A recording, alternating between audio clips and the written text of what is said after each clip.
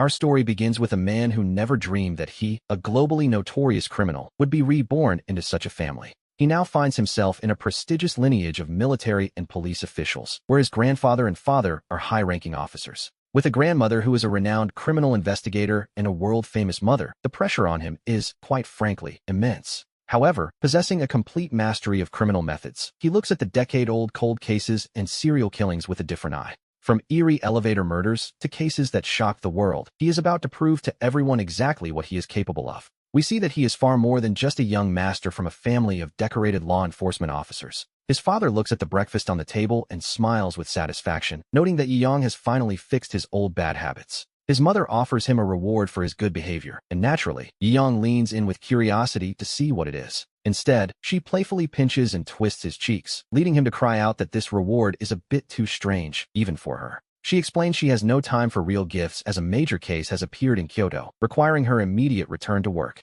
As she turns to go upstairs, she accidentally drops her files, and Yi-young walks over to pick them up while teasing her. He remarks that his father was right to call her career a miracle, given how clumsy she can be sometimes. His mother, Su Wanrong, turns red with embarrassment and jokingly scolds her son for having the nerve to laugh at her. She insists she must leave, but Yi-young suddenly catches her hand, his playful demeanor vanishing in an instant. While picking up the files, he caught sight of a crime scene photo, and he tells his mother that this case is not simple at all. Su Wanrong looks at him with genuine surprise, telling him he understands nothing and should focus on his own business instead. She reminds him that school starts in a few days, and he needs to study, a fact that Yi-young had honestly forgotten. In this life, he is merely a 17-year-old high schooler facing his final year, yet his focus remains elsewhere. His eyes stay glued to that photograph as he examines it closely, noting that the killer seems to be quite the pervert. He observes that while the victim is dead, the killer continued to use a knife on them long after the end. The killer left multiple knife wounds across the body, especially on the front, suggesting a deep-seated grudge that Su Wanrong couldn't help but notice. She shakes her head with a bitter smile, telling him he doesn't understand, as she likely views this killer as a seasoned repeat offender. Yi-young notes that she is likely heading upstairs to retrieve files on a serial murder case from 10 years ago, leaving her momentarily speechless. Su Wanrong's eyes widen in shock as she asks how he could possibly know that, but he simply points out her habit of organizing old cases. We learn that the serial killings from a decade ago remain a painful thorn in his parents' side, and the victim's state today is hauntingly familiar. Given her urgency to go upstairs, deducing her intent wasn't difficult at all, and she admits she is impressed by his keen observation skills. She challenges him to explain further why he believes the killer held a personal grudge against this specific woman. In the serial cases from 10 years ago, every piece of evidence suggested the killer acted on impulse rather than a pre-existing vendetta. She argues that based on his logic, the knife wounds alone shouldn't be enough to rule out the original suspect from a decade ago. Yi-young clarifies that he never said it wasn't the same killer. Perhaps the culprit simply had a specific reason to hate this woman. He offers a small smile and says no more, but as he turns to leave, Su Wanrong suddenly reaches out and grabs his wrist. With a mysterious grin, she tells him she needs his help with something, and before he can ask what, she is already pulling him along. She insists he join her at the hospital for the autopsy, and soon enough, we find them arriving at the hospital entrance together. They are immediately swarmed by a crowd of reporters and flashing cameras, all shouting for Professor Su's attention. The press is eager to know if she truly believes this brutal murder is the work of the same serial killer from 10 years ago. They remind her that after a decade of silence, this case has resurfaced, and as the lead forensic doctor back then, her input is vital. It was, after all, the only case in her entire career where she failed to find even a single clue leading to the killer. Surrounded by the relentless chatter of journalists asking one question after another, Su Wanrong begins to frown in visible discomfort. While performing autopsies is her greatest strength, dealing with the media is a different story entirely, and the reporters aren't wrong about her past. That unsolved case remains the only stain on her otherwise brilliant career, occurring just as her reputation was reaching its peak. Yet, she remained utterly clueless about that serial murder case, and we can see her starting to simmer with a quiet, suppressed rage. Unexpectedly, a hand reaches out from behind her as Yi-young steps in front of Su Wanrong, pushing aside anyone standing in their way. He clears a path through the crowd, declaring that the murder investigation comes first and the news reports second. After all, the crime just happened. He demands they move, warning that every second they waste could allow the criminal to escape, a harsh truth they weren't prepared for. With a cold expression, he pulls Su Wanrong forward, leaving the reporters stunned and speechless for a moment as they watch them pass. Once they recover, someone asks who the boy is, wondering if he's a student, while another recognizes him as the young master, Yi-young. The crowd realizes he's simply protecting his mother, and honestly, who could blame him for being a bit bold under these circumstances? They agree that he's right. The investigation takes priority, and by now, he and Su Wanrong have already reached the hospital morgue entrance. Su Wanrong pushes open the heavy doors, where several officers are already inside, busy recording the initial details of the victim's condition. As we see them enter, the officers straighten up and walk over to greet them, clearly surprised by the arrival of the duo. They greet Professor Su with respect, but their eyes widen in complete astonishment at the sight of young Master Yi standing beside her. Yi Yong simply nods and walks straight to the woman's body, his eyes scanning her from head to toe with clinical precision. When the officers try to speak, Su Wanrong shakes her head to stop them, and within 30 seconds, Yi Yong has finished his observation. He withdraws his gaze and asks about the victim's family, only to learn that she was from out of town and lived in the capital. An officer explains that they've contacted her relatives, who are currently on their way, while Yi Yong prepares to ask his next question. He asks if the victim lived alone, and Su Wanrong informs him that the woman's name was Huang Fei. She was a 27-year-old manager at a design firm with 2 close female friends here in the city. She lived with her fiancé, and they reportedly had a very good relationship. Hearing this, Yi Yong simply grunts and puts on a pair of gloves. The room falls silent as everyone looks on in shock, including Su Wanrong, who is perhaps more surprised than anyone else present. She knows better than anyone that he has never handled a body before, yet he shows none of the fear an ordinary person would feel. It seems he intends to perform the autopsy himself, and seeing this, an officer working under Su Wanrong immediately steps forward to intervene. Smiling nervously, he tells young Master Yi that the body has already been examined, but Yi Yong ignores him, reaching out to touch the bloody wound. Under the astonished gaze of everyone in the room, he uses his gloved fingers to inspect one of the woman's deep knife wounds.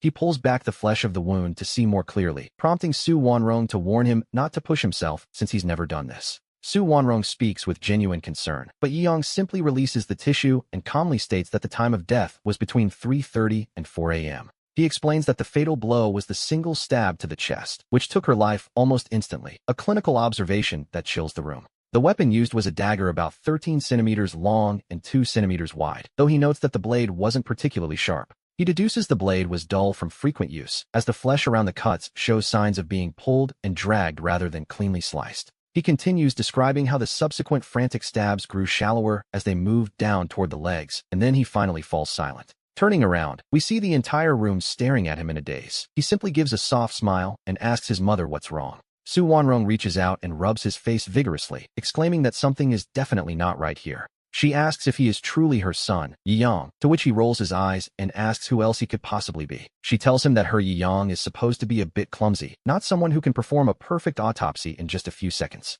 Su Wanrong remains in shock, but Yi Yong doesn't hide. Instead, he turns his attention toward the veteran officer, Zhang Jian. He asks Officer Zhang to bring in everyone connected to the victim so they can see her one last time, a final goodbye, so to speak. Zhang Jian takes a deep breath, his expression turning much more serious as he agrees to the request and heads out to make the arrangements. Yi Yong steps out for a moment as well, and as soon as he leaves, the forensic experts and officers inside begin whispering fervently. They remark that the young master truly grew up in a household of experts, as his autopsy skills are nothing short of professional. To be honest, his performance was deeply impressive. They admit they've never seen anything quite like it before. Aside from Professor Su and a senior named Chin Feng, no one else has ever identified the weapon and time of death with just a 10-second glance. The officers tell Professor Su that her son is truly a genius, even if his methods are a bit unconventional. While showing a smile in front of a deceased person is usually frowned upon, for Su Wanrong, death is a familiar companion. At this moment, her heart is overflowing with pride. After all, what mother doesn't want her child to be brilliant and outstanding? Su Wanrong smiles back at the group, and not long after, Zhang Jian returns with everyone connected to the victim. 2 close friends and the victim's fiancé enter the room together, and as they see Huang Fei's body, the atmosphere shifts. All 3 share the same expression of shock before breaking into tears, especially Huang Fei's boyfriend, who seems utterly devastated. Eventually, he loses all strength and collapses onto the floor. Meanwhile, Yi Yong stands outside the room, quietly observing the 3 of them. A moment later, he steps inside, and Su Wanrong, sensing his intent, asks softly if he's certain the killer is unrelated to the case from a decade ago. He notes that while the serial killer from 10 years ago is the prime suspect, we shouldn't overlook those close to the victim. In his mind, anyone with a personal connection to the deceased must also be considered a potential suspect in this tragedy. After saying this, he walks up to the 3 mourners and looks directly at Huang Fei's boyfriend, asking how long they had known each other. The man hesitates for several seconds before finally looking up, but seeing only a teenage student before him, he quickly looks away again. Yi Yong simply shrugs his shoulders, a classic youthful gesture, and turns to the 2 women to ask how long they had been friends.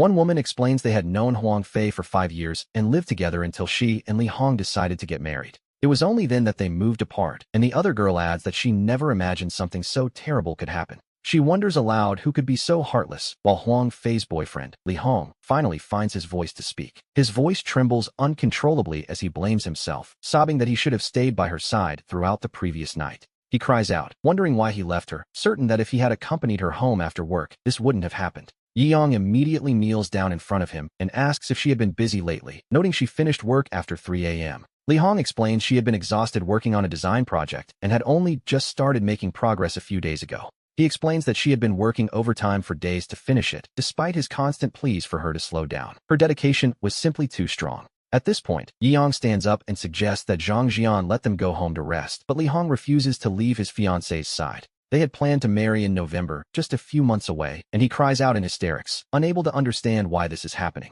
The officers can't help but sigh at the tragic scene, and even Su Wanrong, who is well acquainted with death, feels the weight of the moment. She lets out a long breath, mourning the loss of such a young life, while Yiyang watches the entire display with a calm, detached gaze. In another life, he had orchestrated countless complex crimes, leading the world's elite agencies to put him at the top of their most wanted lists. As a former king of crime, no one understands the criminal mind better than he does, knowing that what one sees is often a carefully crafted lie. But he knows appearances can be deceiving, so he signals the officers to help Li Hong and the grieving friends out of the room. Once they leave, Su Wanrong approaches and asks if he's sensed anything yet, but Yiyang remains silent for a moment. Instead of answering, he reaches into her file bag and pulls out the set of photographs taken at the crime scene. The images are clear and cover every possible angle, so he begins laying them out carefully in a specific order. After staring at them for 2 minutes, he states with absolute certainty that this case is fundamentally different from the serial killings 10 years ago. This revelation leaves Su Wanrong and the officers in a state of shock, struggling to process his words.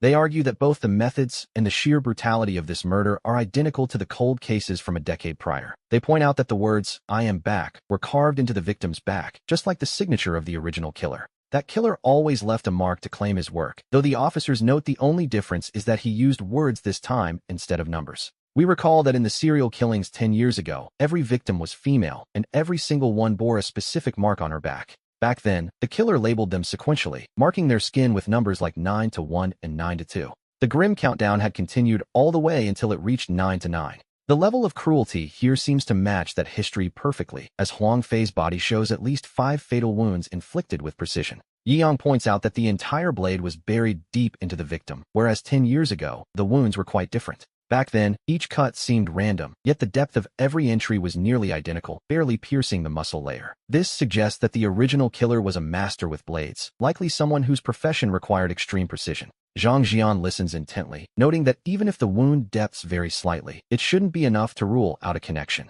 But as Yiyang explains, the killer from a decade ago was brilliant. He wasn't just killing, he was playing a game with the police and the forensics teams. The current killer, however, is merely a clumsy imitator, and while speaking, Yiyang reaches back into Su Wanrong's file bag. He pulls out a faded, old photograph showing the back of one of the original victims, his finger tracing a specific detail. He points to the way the victim's wrists were bound, then decides he won't be staying to help them search further, turning to leave. Su Wanrong calls out, asking where he's going, and he simply grins, stating he likely knows exactly where to find their killer. We follow him as he arrives at Huang Fei's company, where her body had only been discovered around 4 or 5 in the morning. Because it's so early, the rest of the staff has no idea yet that their supervisor has met such a tragic end. He pushes open the doors of the design firm just as the workday is beginning, stepping into the quiet office. The employees at their desks look half asleep, staring at him, Su Wanrong, and the 2 officers with looks of utter confusion. One man stands up and approaches them with a polite smile, asking the officers if there's something they need help with.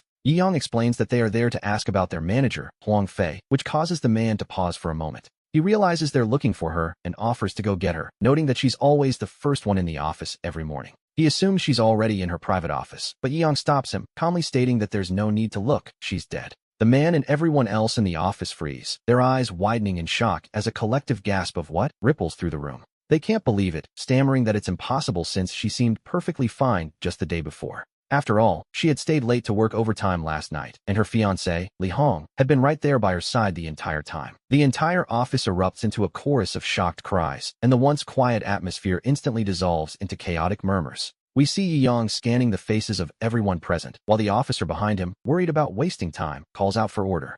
He tells everyone to calm down, explaining they are there to investigate a case and asking if anyone noticed anything unusual lately. The officer asks if Huang Fei had any conflicts with anyone, but Yang interrupts, stating that such questions aren't necessary. He suggests a different approach, asking anyone who hasn't been in the office for the past few days to step forward immediately. Both the officers and Su Wanrong look at him with utter surprise, wondering why he would want to question those who weren't even there. Su Wanrong whispers to him that it can't be that simple, noting that the killer left absolutely no clues at the scene. She points out that the killer clearly has counter-reconnaissance skills and wouldn't likely leave themselves open to such obvious suspicion. Yang simply smiles, claiming he's just speaking off the cuff, and soon, 3 people step forward from the crowd. The group consists of 1 man and 2 women, all quite young, their faces masked with varying degrees of shock and genuine grief. One of the girls already has eyes rimmed with red, and as Yang approaches her to speak, she loses her composure entirely. She begins to sob, crying out that it's impossible for Sister Fei to be dead because she was such a wonderful person. As her tears fall uncontrollably, Yang picks up a tissue from a nearby desk and gently hands it to her.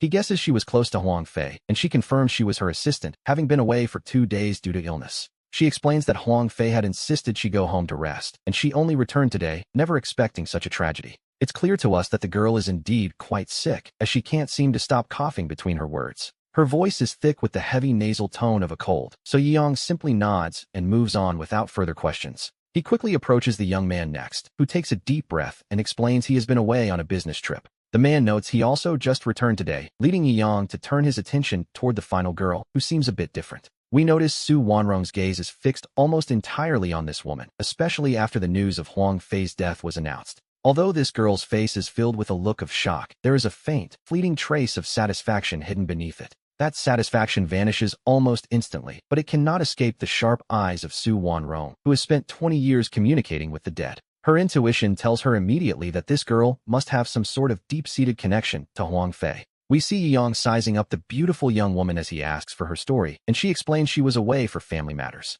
When he asks how many days she took off, she replies it was a week, causing a look of sudden realization to cross his face. He notes that 7 days is quite a long time and asks if something major happened, but she simply claims she was tired and needed rest. Yang gives a simple hum of acknowledgement before turning away, casually mentioning that 7 days is a very interesting window of time. He remarks that if someone wanted to study another person's criminal methods, a week would be more than enough time to prepare. At the very least, it's enough time to learn how to copy a pattern, and at these words, the crowd turns to stare at the girl in horror. One of the assistant managers, visibly shaken, asks exactly what he means by that, prompting Yi Yang to describe the grim scene. He details how Huang Fei was found bound in ropes, positioned upside down, with words written in blood across her back. He points out that anyone who has lived in the capital for over a decade should know exactly what that specific imagery represents. A middle-aged man nearby widens his eyes in realization, gasping out a question about the infamous serial torture murder case. Yi Yang confirms it is indeed the same pattern from 10 years ago, his voice growing chillingly somber as he speaks.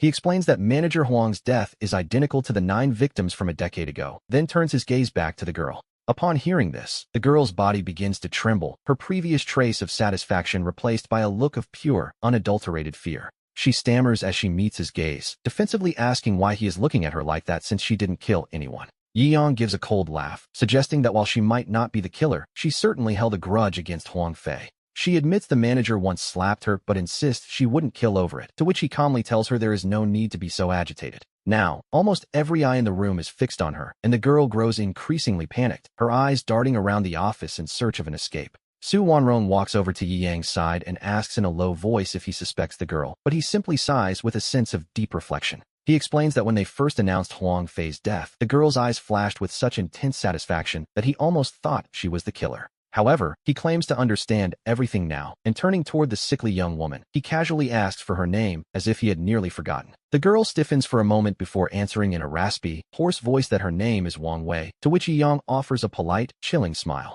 He asks her to accompany them to the hospital morgue, a request that makes her recoil as she defensively asks why she of all people has to go. She insists she had no grudge against Sister Fei, but Yi Yang's smile only grows more unsettling as he points out that he never mentioned a grudge. He notes that since she claimed they were so close, it's only right she sees her friend one last time, and with a hesitant nod, Wang Wei finally agrees. The girl gives in, but suddenly Yi Yang reaches out and firmly grips Wang Wei's hand, his expression shifting into something far more predatory. He tells her that while everyone else might see her as a pitiable victim, he is certain that she is the killer, a bold claim that stops time itself. A deathly silence falls over the office as every gaze fixes on Yi Yang and the trembling Wang Wei until someone finally manages to find their voice. A colleague asks if he's mistaken, wondering how Wang Wei could have killed the manager when the case is supposedly identical to the one from a decade ago. They argue that the killer should be the same person from 10 years ago and point out that a murder requires a motive, something Wang Wei lacks. Others chime in, claiming she's even afraid of insects, and that manager Huang actually helped her pay off gambling debts when she was in trouble.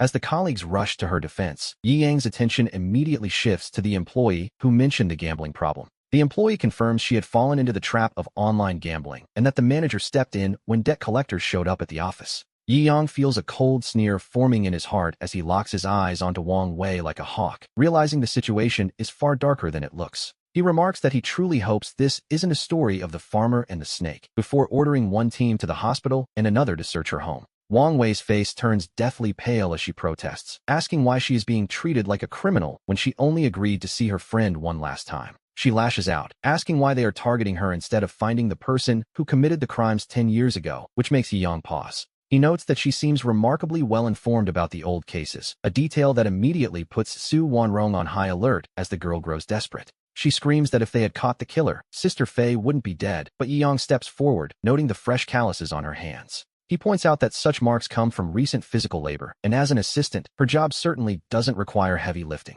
Before she can argue, he cuts her off, explaining that while the calluses are one clue, her reaction to the murder details is another. He asks why she suddenly looked so relieved when they mentioned the case matched the one from 10 years ago, especially when they questioned her colleague. Her eyes had been full of schadenfreude, and having dealt with many criminals in his past life, Yi Yang knows exactly what that look means. The killer is often the most unlikely person, and only a culprit tries this hard to appear devastated, just as Wang Wei did when she arrived. Even Su Wanrong had been moved by her tears, but Yi Yang knows that emotions only cloud one's judgment as he watches Wang Wei's lips tremble. She stammers that he must have misread her, but he simply smirks and tells a colleague to call Li Hong immediately. He wants to know if Wang Wei recently tried to borrow money from Huang Fei, and a tired-sounding Li Hong confirms that she did. It turns out she asked half a month ago and was rejected several times, with Huang Fei even threatening to fire her if she didn't quit gambling. Yi Yang thanks him calmly, leaving Li Hong in shock as he asks if they truly suspect Wang Wei of the crime. After all, everyone thought the killer was the same person from a decade ago, but Yi Yang notes they only said the cases were similar.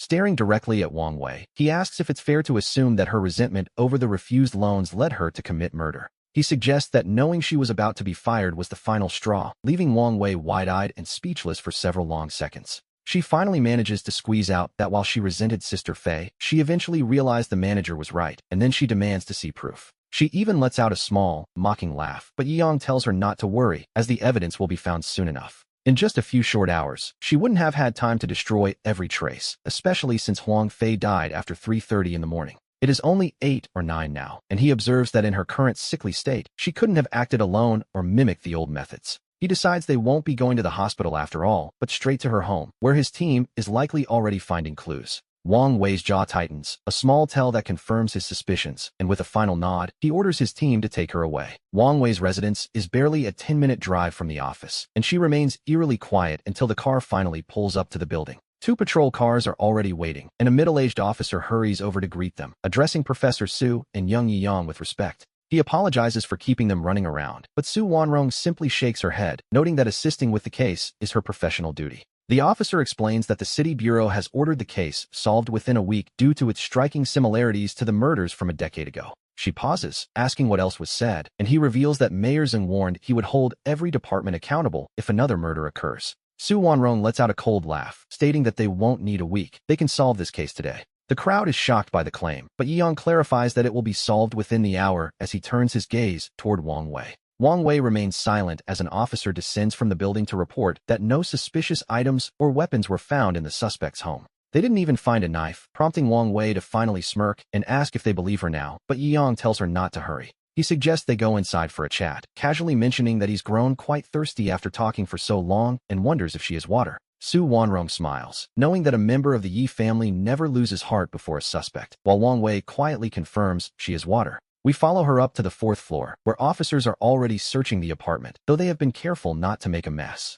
Yi Yang pours a glass for Su Wanrong before wandering through the rooms with his own drink, eventually stopping at the entrance to the bathroom. He stares intently at the floor until Su Wanrong approaches and asks what he's looking at, prompting him to point toward the tiles. He asks his mother if the floor seems unusually wet, then questions Wang Wei about whether she has a habit of showering early in the morning. Wang Wei's eyes flicker as she asks if having water in a bathroom is now a crime, but he notes that the water itself isn't the issue. He remarks that her courage is admirable for taking a morning shower while so ill, before moving to open the only closed door in the small apartment. The place is modest, suggesting she doesn't live extravagantly, perhaps because all her money went to gambling, but then he pushes the door open. His eyes brighten as we see a life-sized, worn-out cloth doll standing in the room, looking as though it has been squeezed and kneaded many times. He immediately calls out for a piece of rope, causing Wang Wei's body to sway as Su Wanrong realizes exactly what he has found. She remains silent, and though the officer is confused, he hands over the rope. Yang takes it and picks up the cloth doll. Without a word, his hands move with purpose, gradually binding the doll into a posture that mirrors exactly how Wang Fei was found.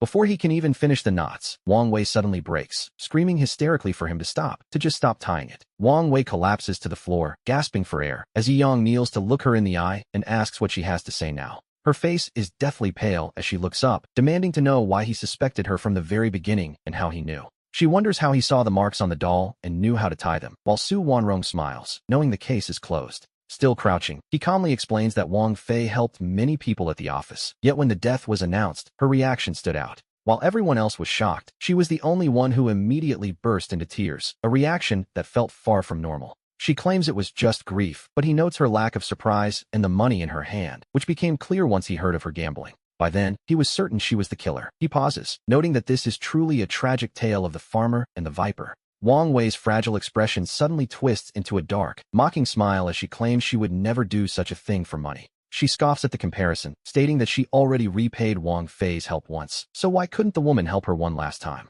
She asks if Wang Fei would really just watch her get killed by debt collectors, deciding that if she had to die, they would die together. Her face contorts as she claims she gave Wang Fei all her creative design ideas, only to be met with coldness in return. She screams that Wang Fei took her ideas and then tried to fire her, making her deserve death, an irony that leaves Yang slightly surprised. At that exact moment, her phone begins to ring. He tells her to answer it, noting she isn't in a state where she can't speak. She answers, and a pleasant female voice asks if she is speaking with Ms. Wang Wei from the Shanghai Design Company. The caller identifies themselves as the Radiant Cup Design Competition Committee, announcing that her work has officially qualified for the next stage. They invite her to the finals in 3 days, leaving Wang Wei stunned while Yang and Su Wanrong exchange a heavy look. The voice on the line keeps calling her name, but Wang Wei can only tremble in silence as tears stream uncontrollably down her face. She demands to know why he didn't tell her sooner, but Yang simply stands up, his voice cold as he tells her that in his heart, she deserves her fate. He suggests she can seek redemption if she ever leaves prison, as Su Wanrong signals the officers to handcuff Wang Wei and lead her away.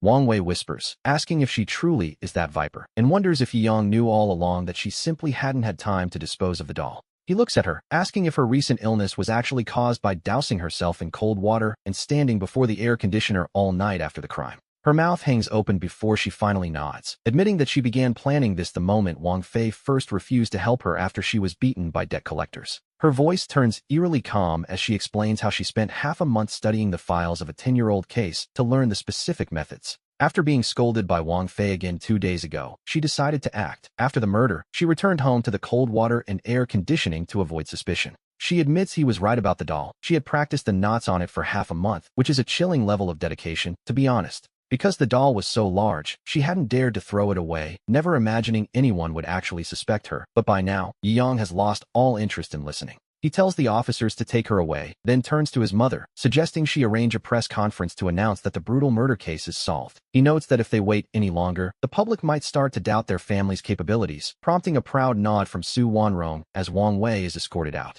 At the doorway, Wang Wei stops and addresses Yi Yang and the others, stating that if she ever makes it out of prison alive, she truly intends to make amends. She asks them to apologize to Wang Fei at her grave if they have the chance, appearing as though she wants to say more before finally falling silent. Once she is taken away, the room erupts into applause, and Su Wanrong gives her son a thumbs up, her eyes shining with unmistakable pride. She tells him how proud she is today, and we later learn that while this was happening, a very different scene was unfolding in his father's office. The atmosphere in Yi Zhengbang's office is heavy as he looks over the secret files spread before him, scanning the worried faces of the men in the room. His father asks for their thoughts in a calm tone, noting that the Kyoto Municipal Bureau has already made a public announcement regarding the case. He mentions they promised the public an explanation within a week, and though the situation is tense, a faint, involuntary smile touches the corner of his mouth. Someone remarks gloomily that a man named Zhao Qingyang is certainly in a hurry, though his father notes it is within their rights since the case is in their jurisdiction. His father doesn't seem to mind the pressure, stating that the priority is solving the case, and asks the team for their official analysis of the situation. A man wearing glasses speaks up, noting that this case is as complex as it is simple. The complexity lies in its perfect resemblance to a serial torture murder case from 10 years ago. The simplicity is in the culprit. It seems likely the killer has reappeared. He pauses, looking toward Yi Zhengbang, remembering when the original case first broke. The man stares at the director of the Kyoto Municipal Bureau, noting the timing of this case is truly, but his father waves a hand. He insists they only discuss the facts, reminding them they were his original team and no one knows that case better than they do. As the morning's murder case gains traction, it will inevitably cause a citywide sensation if they cannot solve it within the deadline. The entire system will be punished, he says, his expression growing grim as he realizes no one has offered a single meaningful opinion. Watching them exchange glances, his father's heart sinks, wondering if years of comfort have finally extinguished their old passion. Just as his frustration peaks, there is a knock at the door, and an officer rushes in with a look of pure joy. Someone scolds him for interrupting the meeting, but the officer can hardly contain himself as he offers a quick apology. He blurts out that he is simply too excited, having just received word that the early morning torture murder case has been solved. A dead silence falls over the office for a few seconds before everyone suddenly stands up, their eyes wide with disbelief. They ask if there's been a mistake, insisting the killer must be the one from 10 years ago, as the signature knots make it impossible to be anyone else. The state of the body and the blood-written characters on the back all point to the past. They are far too familiar with that specific style. It has been a unique signature for decades, they argue, leaving his father filled with doubt until a new voice drifts in from the hallway. The voice is full of pride, noting that just like her, they were all completely deceived by the killer's methods. She remarks that while the world was blind, one person saw the truth, telling Yi Zhengbang that his family has raised a truly remarkable son. Only his mother, Su Wanrong, would dare address him so directly, prompting a confused Zhengbang to ask if Yi Yang was involved. His father feels as though he is lost in a fog, but his mother nods firmly, explaining that the knots were only superficially similar. While they had studied the victim for hours, Yi Yang took only 3 seconds to spot the difference and identify the killer. He took only a little over an hour to successfully capture the culprit, a revelation that leaves everyone in the room utterly stunned. While they had spent hours agonizing over every detail, someone else saw the truth in 3 seconds, while they relied on equipment and experience. This person needed only an hour to bring the real killer to justice. After the initial shock wears off, we see a shift in the room. His father's laughter echoes through the office, and though the others feel a bit embarrassed, they are genuinely happy for him, a true family of talent. Someone notes that young Master Yi is only 17 this year. His mother, Su Wanrong, nods with a smile as the man gives a thumbs up. He admits he is the first to be impressed, but asks if the killer isn't the one from 10 years ago. Then who is it? The answer is Wang Wei, the assistant to the victim Huang Fei, a girl who, by all accounts, appeared completely ordinary. The crowd is shocked again. They had spent the entire morning without once considering Huang Fei's colleagues. It seems the bystander sees what the experts miss. His father agrees that the bystander's perspective was key, immediately deciding they must notify Zhao Qingyang of the breakthrough. Su Wanrong shakes her head, explaining that her precious son said the Yi family's revenge can wait. A 1-week deadline is still plenty of time. He intends to reclaim the dignity the Yi family lost back then. His father gasps, his voice filled with pure disbelief at the implication. He asks if she truly means that Yi Yang intends to dig up and catch the original killer from 10 years ago. Meanwhile, Yi Yang returns home. The cook, Mother Wang, calls him for dinner, but he simply tells her not to disturb him as he locates the thick case files from a decade ago. He begins to read with incredible patience, starting with September 16, 2007, at 6 o'clock in the morning. A female body, identified as 23-year-old Li Yuling, was found in Fengyang Park, her body left in a disturbing, elevated position. The cause of death was a severe head injury. Then, on September 18, 2007, Huang Xiaoyao was found in a green belt on Qingguang Road. She had died of suffocation. Finally, on September 29, 2007, under the Chaoguang Bridge, the body of Zhang Yuhuan was discovered. She had been discarded after an assault. He finishes the files in one breath, closes the folder, and begins writing down every clue. 10 years have passed, and investigative methods are worlds apart now. If these crimes happened today, they might have been solved instantly.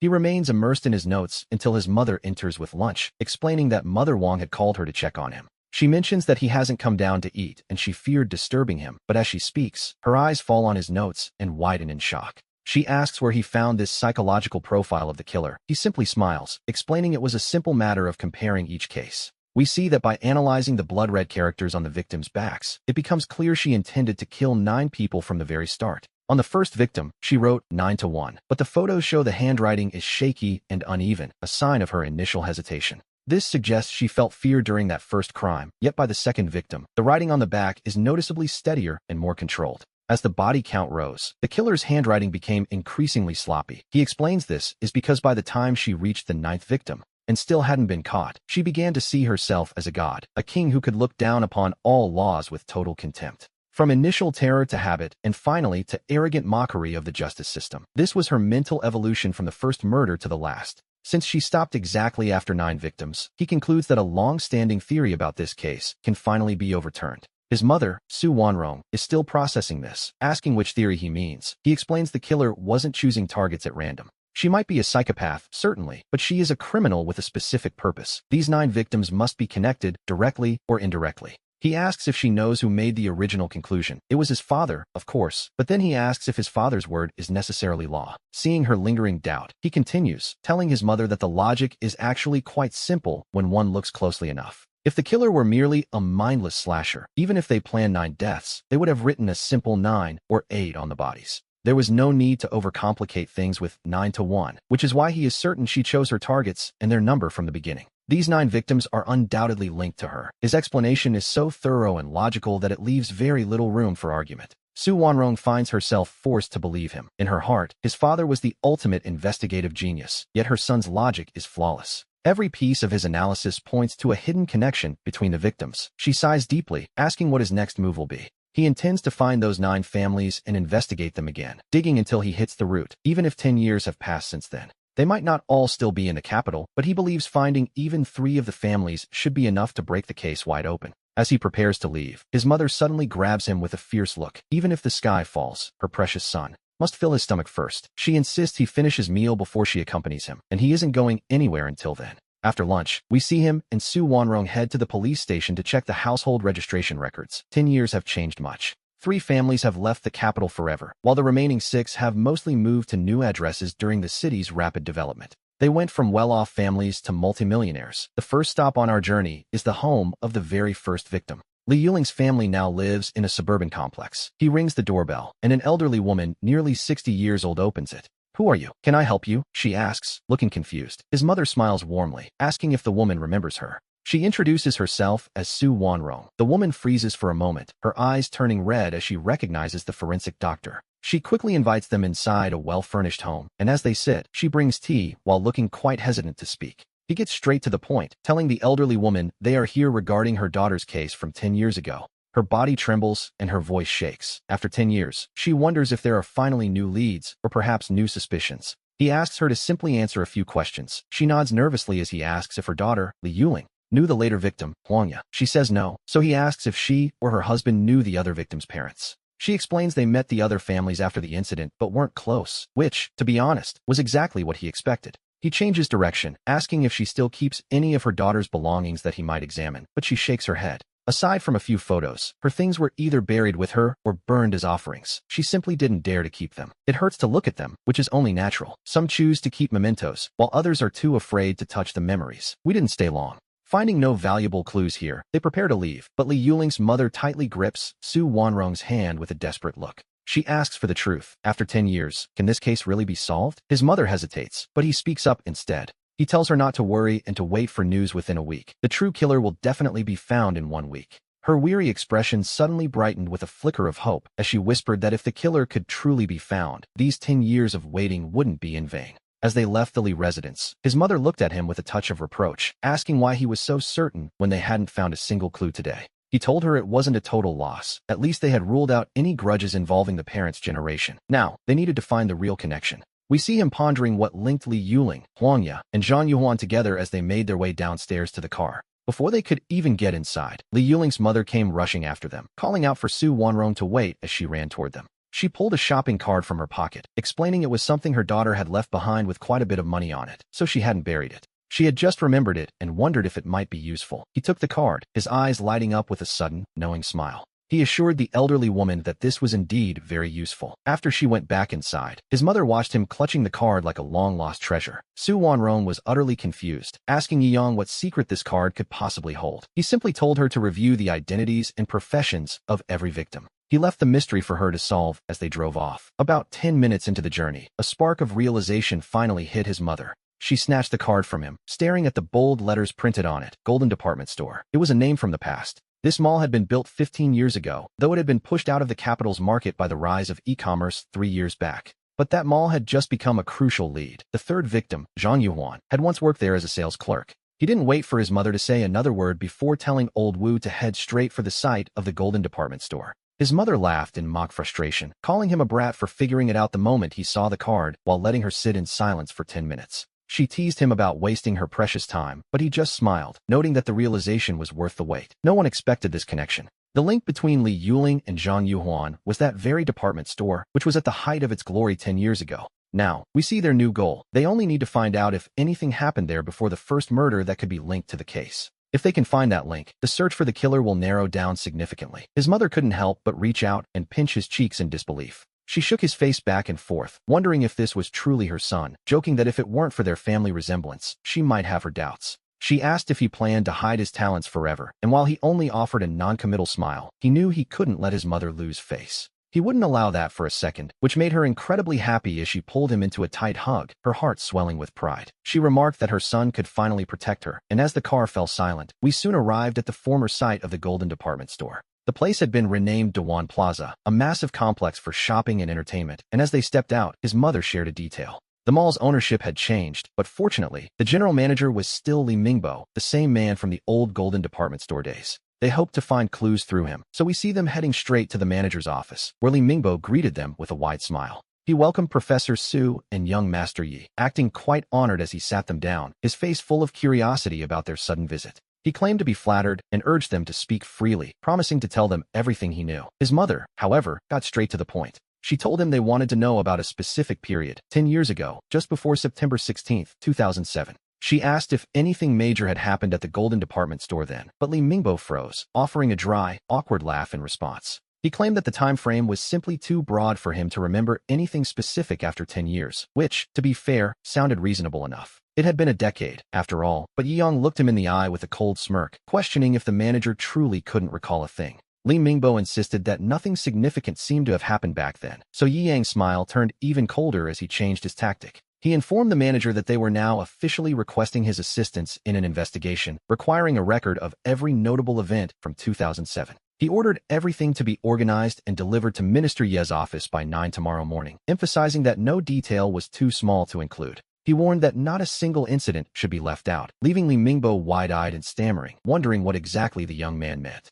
Yiyang repeated that everything must be recorded, noting that the manager's shifting gaze suggested he already remembered something he was hesitant to share. He stood up, stating that if that was the case, they would do it the hard way and expect the records on the minister's desk by morning. With a quick glance at his mother, he turned to leave, but as they reached the door, a panicked Li Mingbo called out for them to wait. The manager pleaded for them not to rush, claiming he just needed time to think, clearly terrified of offending such powerful people. He knew better than to offend the Yi family, as their displeasure could lead to endless inspections from morning until night. It wasn't impossible for them to shut them all down entirely, though his mother didn't quite understand why he had suddenly turned so cold. Li Mingbo's excuse seemed valid enough. It's hard to remember things from so long ago, but she stood by her son regardless of his methods. Yiyang stopped and looked back at him, stating clearly that they were asking about the Lin Lai murder case from 10 years ago. He warned that if the manager withheld information and it was discovered later, he would have to face the full weight of the law. As he turned to leave again, Li Mingbo's resolve finally broke, and he desperately agreed to tell them everything.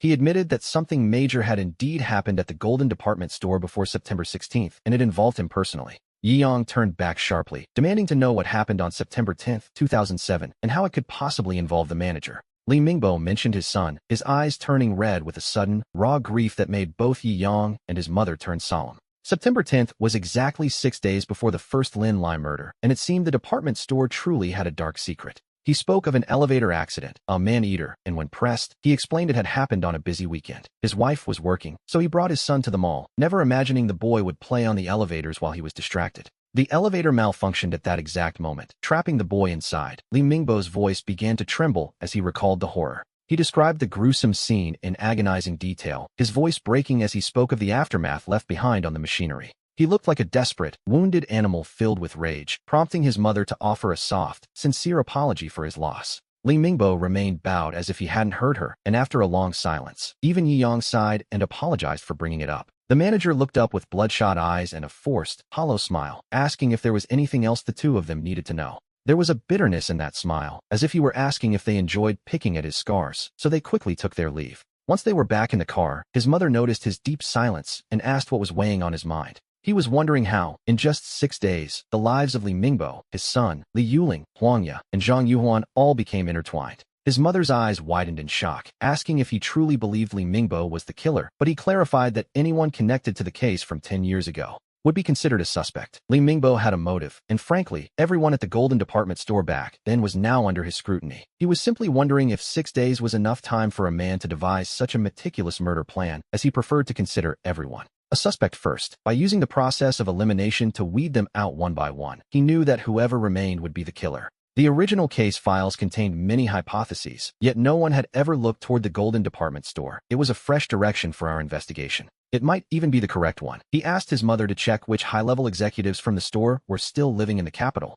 specifically wanting to know if Li Yuling and Huangyu were present when that tragic elevator accident occurred. If video footage from that day still existed, it would be perfect, though obtaining it meant they would have to pay a visit to the security bureau. She remembered some footage being kept, though she wasn't sure if it was preserved. "Well, what are we waiting for?" he asked. "Let's go now." As the driver sped up, his mother looked hesitant. Going to the security bureau meant stepping directly into Zhao Qingyang's territory. She worried about alerting their enemy, knowing well that wherever there are people, there are power struggles and hidden agendas. Zhao Qingyang wasn't exactly a match for the Yi family, but he was backed by a clan of equal standing, and they often tripped each other up. He understood his mother's concern, but offered a confident smile, reminding her not to forget the official nature of their visit. They were investigating the decade-old Lin Lai serial murders, and since Zhao Qingyang didn't know, they had already caught Huang Fei's real killer. There was no harm in going. His mother realized her mistake and laughed sheepishly as the car soon pulled up to the security bureau. Many officers recognized her and stood up to greet them, so naturally, word of their arrival reached Zhao Qingyang almost immediately.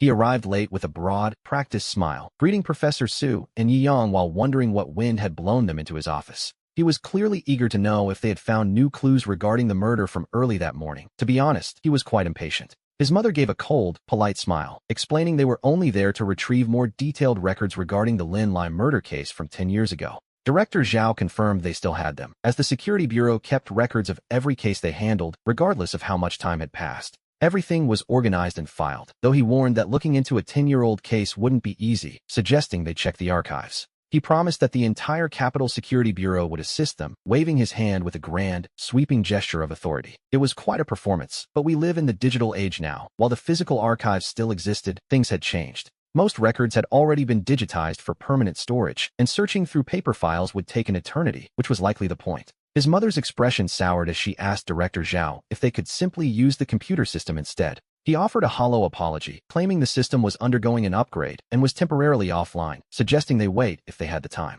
Before his mother could argue, Yi Yang spoke up with a smile, saying they would happily search the archives themselves. Zhao Qingyang gave a faint, cold laugh, reminding them that while Professor Su had clearance, Yi Yang certainly did not. It was true that he wasn't part of the security system and lacked access to classified files, but that wouldn't stop him. With a calm smile, he noted that Director Zhao's information was a bit outdated, despite his former status as a civilian. He explained that exactly 1 second ago, he had been appointed as a special investigator for this case. A bold claim, indeed. He invited the director to call Minister Yi to verify it, emphasizing that this change had happened just a single second prior. Zhao Qingyang's face immediately darkened. He muttered that he would verify it later before calling for someone to escort them. He ordered his staff to take Professor Su and Yi Yang to the archives to let them search at their own pace. His mother was very familiar with the building, as it was once his father's workplace, so she led the way herself. Inside, they found only 2 elderly officers on duty. After a polite greeting, he asked about the Lin Lai serial murder files. He wanted to know which shelf held the records from 2007, but the 2 officers simply looked at each other in confusion. They admitted with a wry smile that so many files were added each year, they couldn't remember that specific case's location. They pointed them toward shelf C12, warning that it held hundreds of cases and would be nearly impossible to sort through. He didn't bother replying, heading straight for shelf C12 to begin a monthly search. To him, the task wasn't difficult at all. The real challenge was finding specific details within that mountain of paperwork. He and his mother stood on ladders, searching as time slipped away. Finally, his mother let out a soft cry of success, though looking at the sheer volume of files made her roll her eyes in frustration. The case had dragged on for so long back then that she hadn't realized just how much documentation had piled up. He reminded her that reading everything would be a waste of time, yet he didn't reach for the files, continuing his search along the shelves instead. His mother quietly flipped through the pages, focusing specifically on the interviews with witnesses and the records of the assisting personnel. She didn't miss a single detail as the minutes ticked by, until suddenly, a strange look of realization crossed Yi Yang's face. He asked his mother if there was a man named Xiao Dajiang who had given a statement. She immediately checked the records and confirmed it.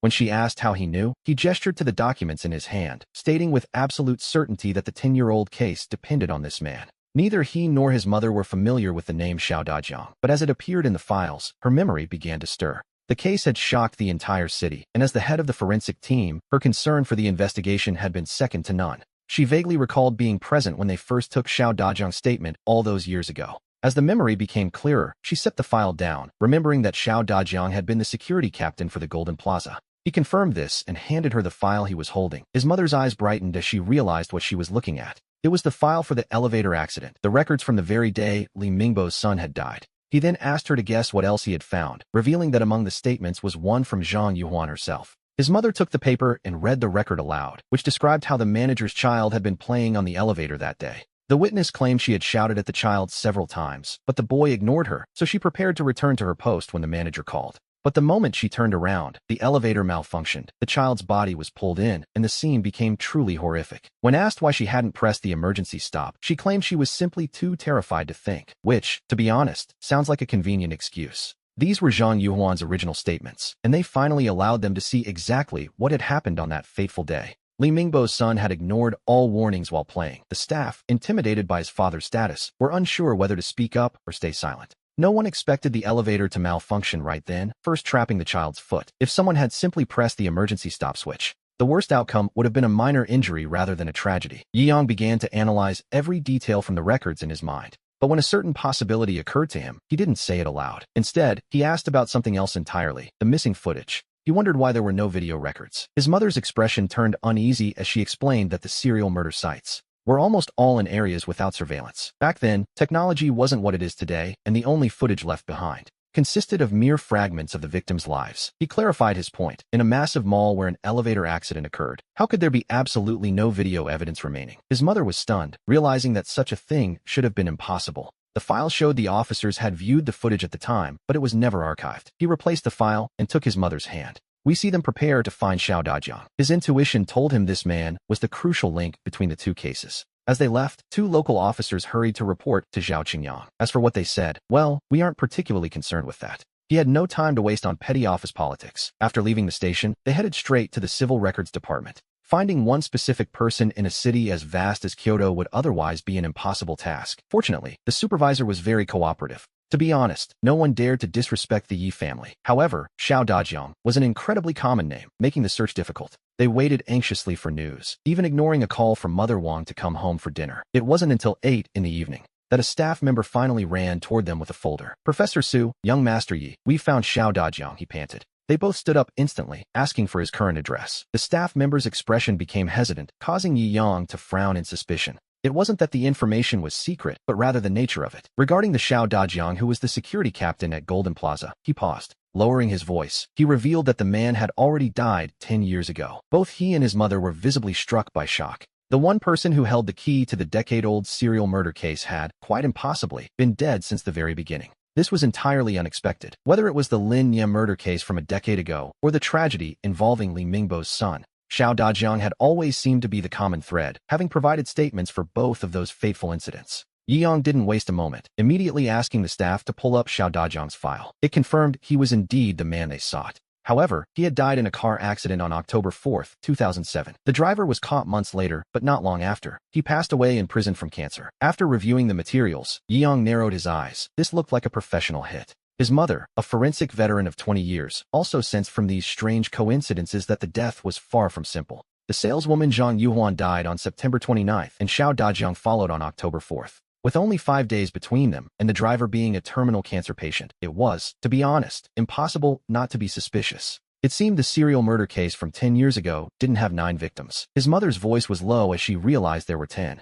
He let go of the mouse as darkness fell, suggesting they set the case aside and go home for dinner. His mother gasped, checking her watch. It was past 8. She worried that he, being so young, shouldn't get used to such an irregular lifestyle, and she felt a pang of guilt. She pulled him along as they left. Back at the Yi residence, the house was brightly lit, and his father, Yi Zhengbang, was watching TV. Beside him sat 2 elders, his grandparents, Yi Guoliang and Shui Yuzhu. His grandfather looked stern, possessing a natural, commanding authority. His grandmother was elegant, yet her eyes held a profound depth. In Kyoto, people often said this about the Yi family. Except for that teenage young master, every member of the family, man or woman, was a powerhouse in the military or police world. Even the kindly-looking Shui Yuzhu was a world-renowned criminal investigation expert, though she had retired. No one had forgotten her legendary work in the Northeast. As he and his mother entered, the grandmother stood up with pure joy at the sight of her grandson. She gripped his hand tightly, then glanced at the dark sky outside before shooting a sharp look at the father. She asked if he had eaten. The father looked utterly bewildered, reminding her that they had all just eaten together.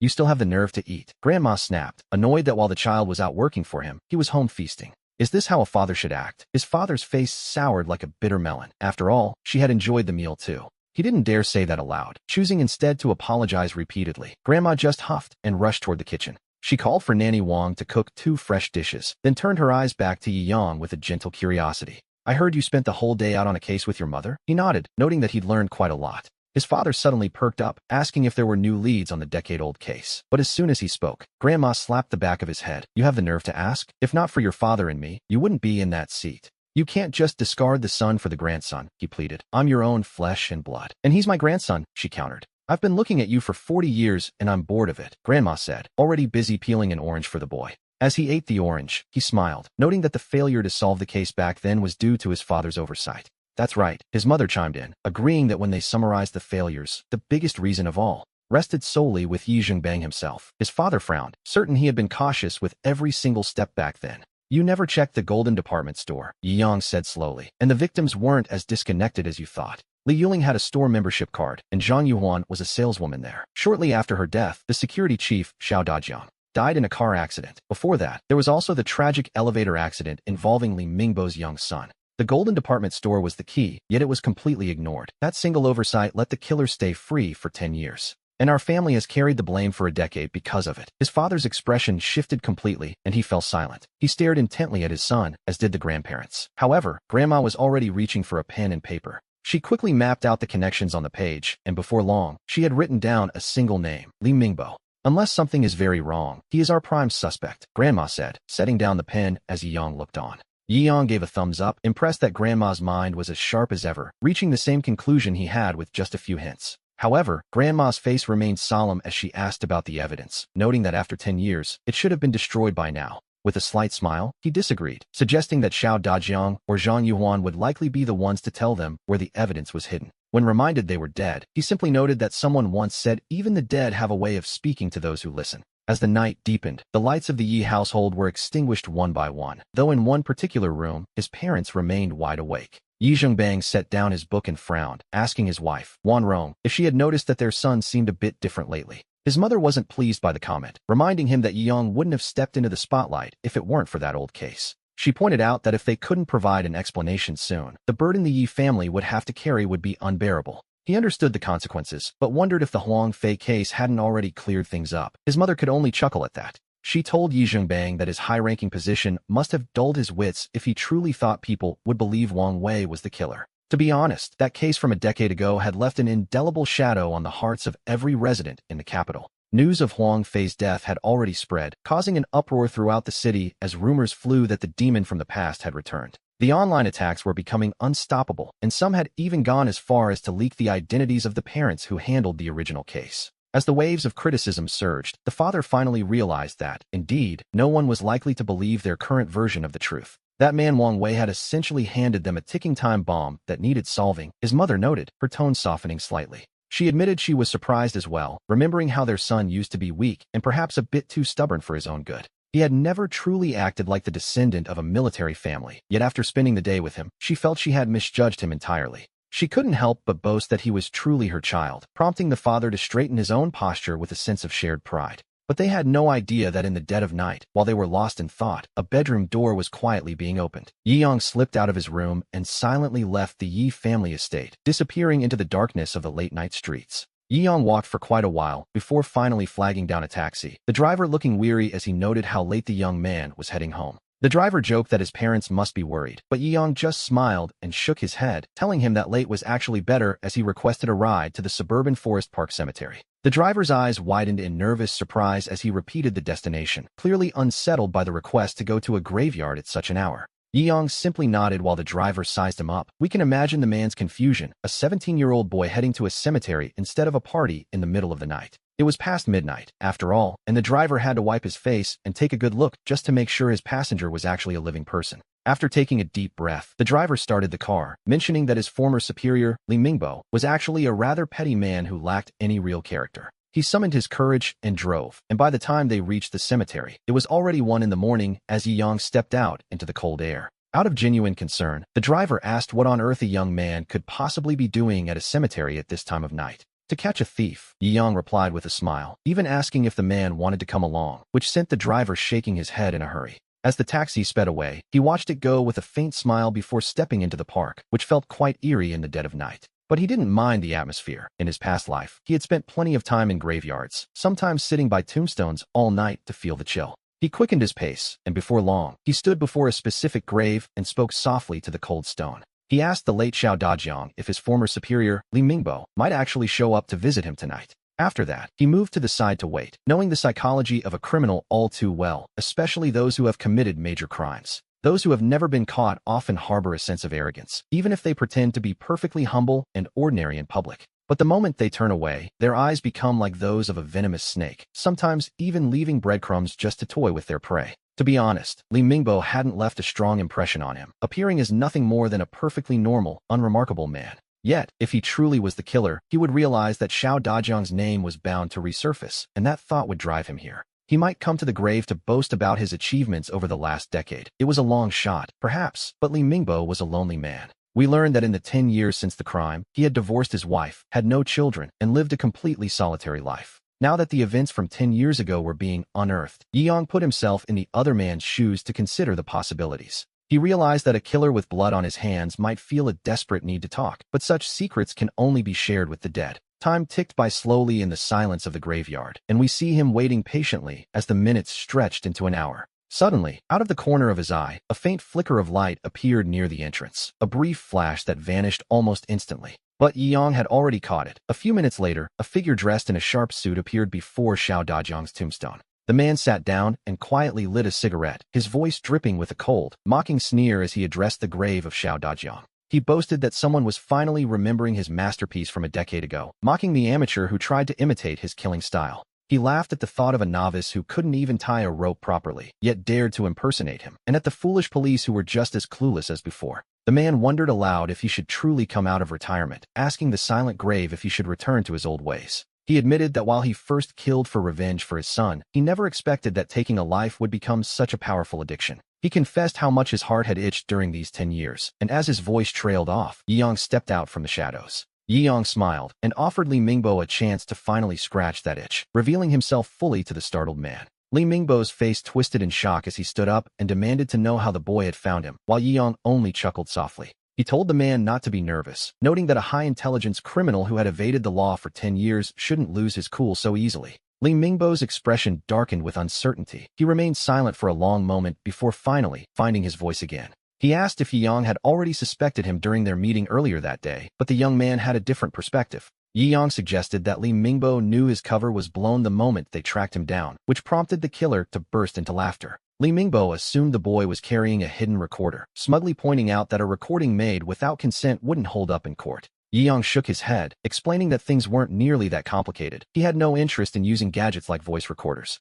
He simply wanted to see for himself what kind of person the killer really was, a statement that left Li Mingbo frowning in confusion. Li Mingbo didn't quite believe him, noting that while a recording isn't primary evidence, it can certainly assist a case. He began to test the waters with a cold sneer, asking what kind of person Yi Yang thought he truly was. Yi Yang ignored the taunt and asked where he learned his binding technique, noting the timeline between his son's death and the first murder was too short. He suggested the man had mastered it long ago, causing a flash of pride to cross Li Mingbo's face as he thought of his decade-old work. That specific binding method had once sparked mass panic, even causing people to wake up in cold sweats from nightmares of being tied that way. Li Mingbo clearly had no intention of sharing his secrets, simply telling Yi Yang to keep guessing before turning to walk away. Yi Yang spoke up calmly, asking him to wait, which prompted the killer to ask if he was still trying to fish for information. He looked back with a cold laugh, reminding Yi Yang that he was merely visiting a former subordinate and that no law forbade late-night visits. He claimed to have no idea what the boy was talking about, asserting that even if Yi Yang suspected him, it meant nothing.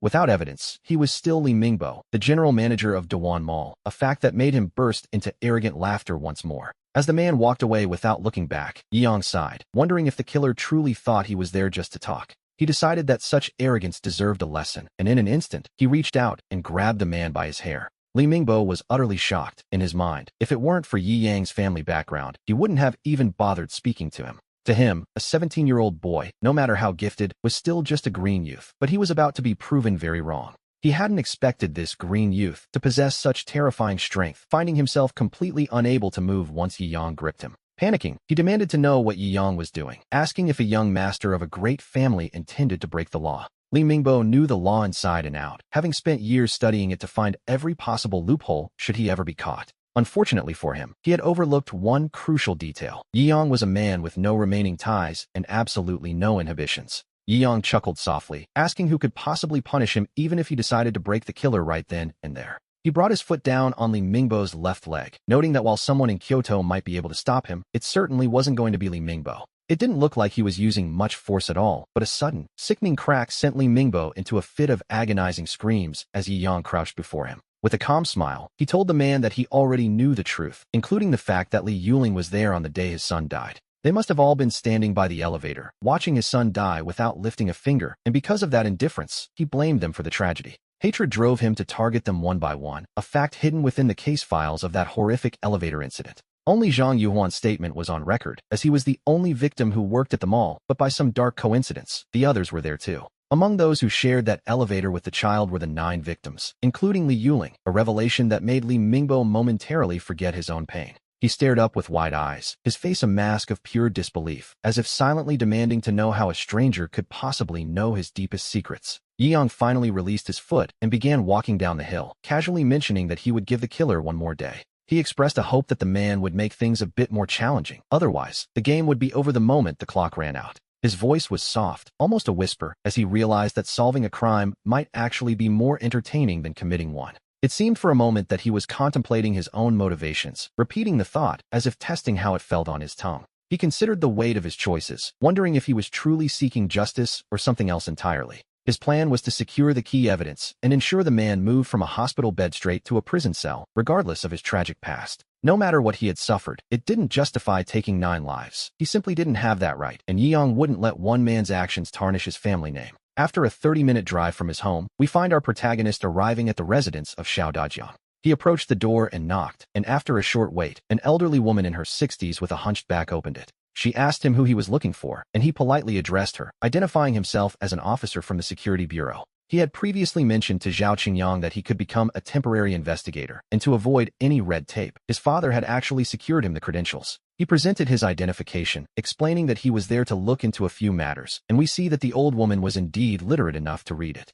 She glanced at the badge and remarked with some surprise that she lived all alone, wondering what business the authorities could possibly have with her. In this tiny apartment of barely 30 square meters, she lived entirely alone, and after entering, Yi Yang politely accepted the tea she offered. The tea was a bit cloudy, but he didn't mind, taking a small sip before gently addressing her as Auntie to begin his inquiry. When he asked about the rest of her family, her expression turned bitter as she explained that her son had died in an accident 10 years ago. Her husband, unable to bear the grief, passed away only a month later, leaving her to live alone for a decade, a tragic end for a once happy family. Yi Yang's eyes softened. He hadn't expected Xiao Dajiang's family background to be quite this bleak. Xiao Dajiang had been silenced for knowing Li Mingbo's secret, and his father had died from the sheer weight of losing his only son. Between direct and indirect actions, Li Mingbo had 11 lives on his hands, a realization that sent a jolt of shock through Yi Yang's heart. He kept his face calm, however, simply nodding as he told her he understood, though he apologized for bringing up such painful memories. He explained that he was there specifically because of her son, Xiao Dajiang, as new clues had surfaced in a 10-year-old case.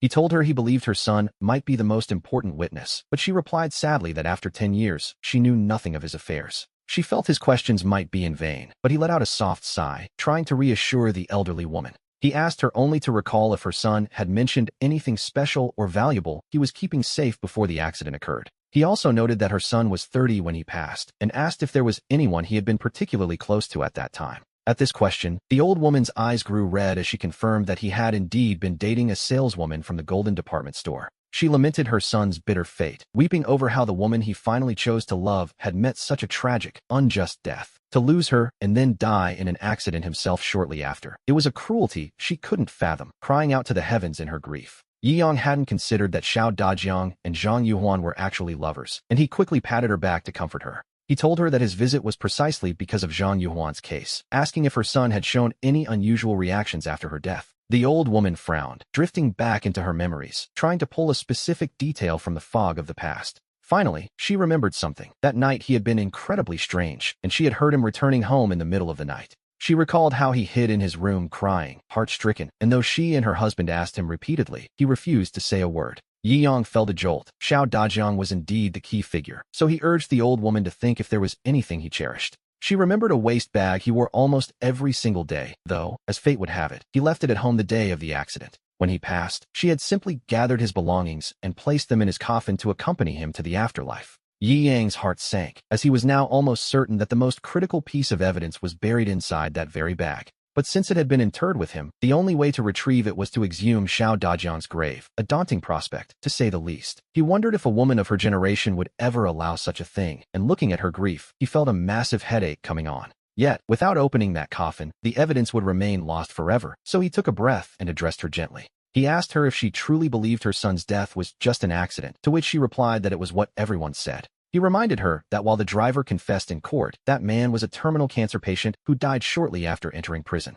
The old woman nodded, noting that the driver's family had told her as much later on. That accident had ruined their family too, and though she hated them at first, she eventually realized that hatred served no purpose. Yi-yong could hear the depth of her character. She was someone who had found a way to heal, or she never could have forgiven them. He looked at her and asked if she would believe him if he told her that her son might have actually been murdered. The old woman's eyes widened in shock, leaving her speechless for a long moment, so he gently guided her to sit down. He spoke softly, explaining that while he couldn't be entirely certain yet, he believed Dajiang's death was no coincidence. He told her it was directly linked to the serial killings that rocked the capital 10 years ago, making the contents of that bag vital. She asked with a trembling voice if he meant that they had to take the waste bag out of the grave. Yi-yong nodded solemnly, telling her that if Dajiang was truly murdered, they needed to find the truth so he could finally rest in peace. The old woman's tears began to flow freely again as she sat there, repeating his words over and over in her mind. She hesitated, wondering how this could be possible when her son had been resting for so many years, especially since she had already forgiven the driver.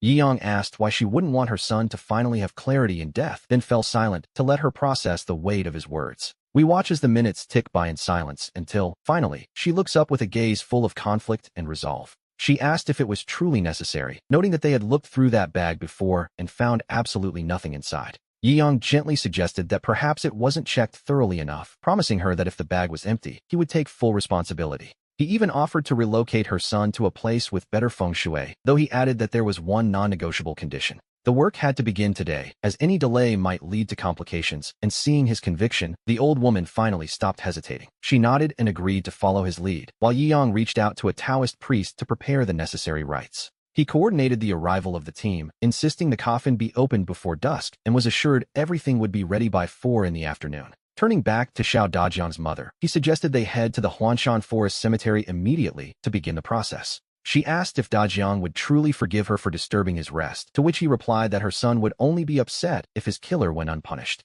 Without another word, they set off together for the cemetery, and not long after their arrival, the priest and the workers appeared. Yi-yong gave the signal for the ritual to begin, though deep down, he was harboring a much darker theory about the deceased. He suspected Dajiang might not be an innocent victim, as Zhang Yuhuan's lover. He should have gone to the police if he had evidence against Li Mingbo. Instead, he had remained silent only to be eliminated days later, which suggested a far more complicated reality than a simple accident. It was likely that Dajiang and Li Mingbo shared a secret, a detail Yi-yong knew he could never reveal in front of the grieving mother. If he spoke the truth now, the grave would never be opened, so he watched as the workers began the arduous task of exhuming the site. After a considerable amount of time, the coffin was finally brought to the surface, revealing a simple wooden structure designed to save space. Since cremation had long been the standard, the coffin held only ashes, personal effects, and the waste bag Yi-yong so desperately needed. He looked at the weeping woman and asked for her final permission to open the lid, to which she tearfully told him to proceed. We see her overcome with emotion as she wipes away her tears, and with a simple nod to the workers, the heavy lid begins to creak open. As the coffin opens, Yi Yang's eyes immediately land on the burial waste bag, and he reaches in to retrieve it without a second thought. He pulls back the dark zipper, but to his surprise, the bag appears completely empty, as if nothing had ever been placed inside. Even after 10 years underground, the fabric had held up well enough that something shouldn't have just vanished, but he remains perfectly calm. He reaches deep inside, feeling the lining with his fingers, while everyone else, including the old woman, watches in total confusion. Deep down, she already knew the waste bag was empty, which explains her earlier hesitation. She had only agreed because she wanted a better resting place for her son, asking nervously if that empty bag could truly serve as evidence. She felt a pang of guilt, and though Yi Yang had long suspected she was hiding this, he didn't blame her for her small deception. He assured her that the evidence had been found and that, with any luck, the truth behind her son's death would be revealed tonight. After that, he turned to the workers and instructed them to temporarily store Dajiang's ashes with the utmost care. He promised to relocate them in 2 days, prompting the old woman to grab his hand, wondering why he was still helping after she lied to him. It was a classic case of a mother's desperate heart, and he simply smiled, knowing that her intentions weren't malicious. He told her that a man of his word never goes back on a promise, then pointed out that the bag wasn't actually as empty as it seemed. Leaving her with those cryptic words, he headed straight to the office of his mother, Su Wanrong, who was busy re-examining old files. She was poring over the autopsy reports of Li Yuling and the others, hoping for a breakthrough, when the door suddenly swung open. She was about to voice her annoyance at the interruption until she realized it was him, her expression shifting to one of pure surprise. She asked what he was doing there, only for him to tell her to call his father immediately to issue an arrest warrant. The target was Li Mingbo, and his mother gasped, asking if he had truly managed to find the evidence they needed. With a mysterious air, he produced the waste bag and showed her where he had carefully ripped open the darkened inner stitching. A sudden silver glint reflected off his face as he dropped a bombshell. Zhang Yuan had never been killed at the Chawang Bridge at all. Instead, the crime took place at the now-demolished Chawang Park, where Dajiang had used the decorative lights near the flower beds.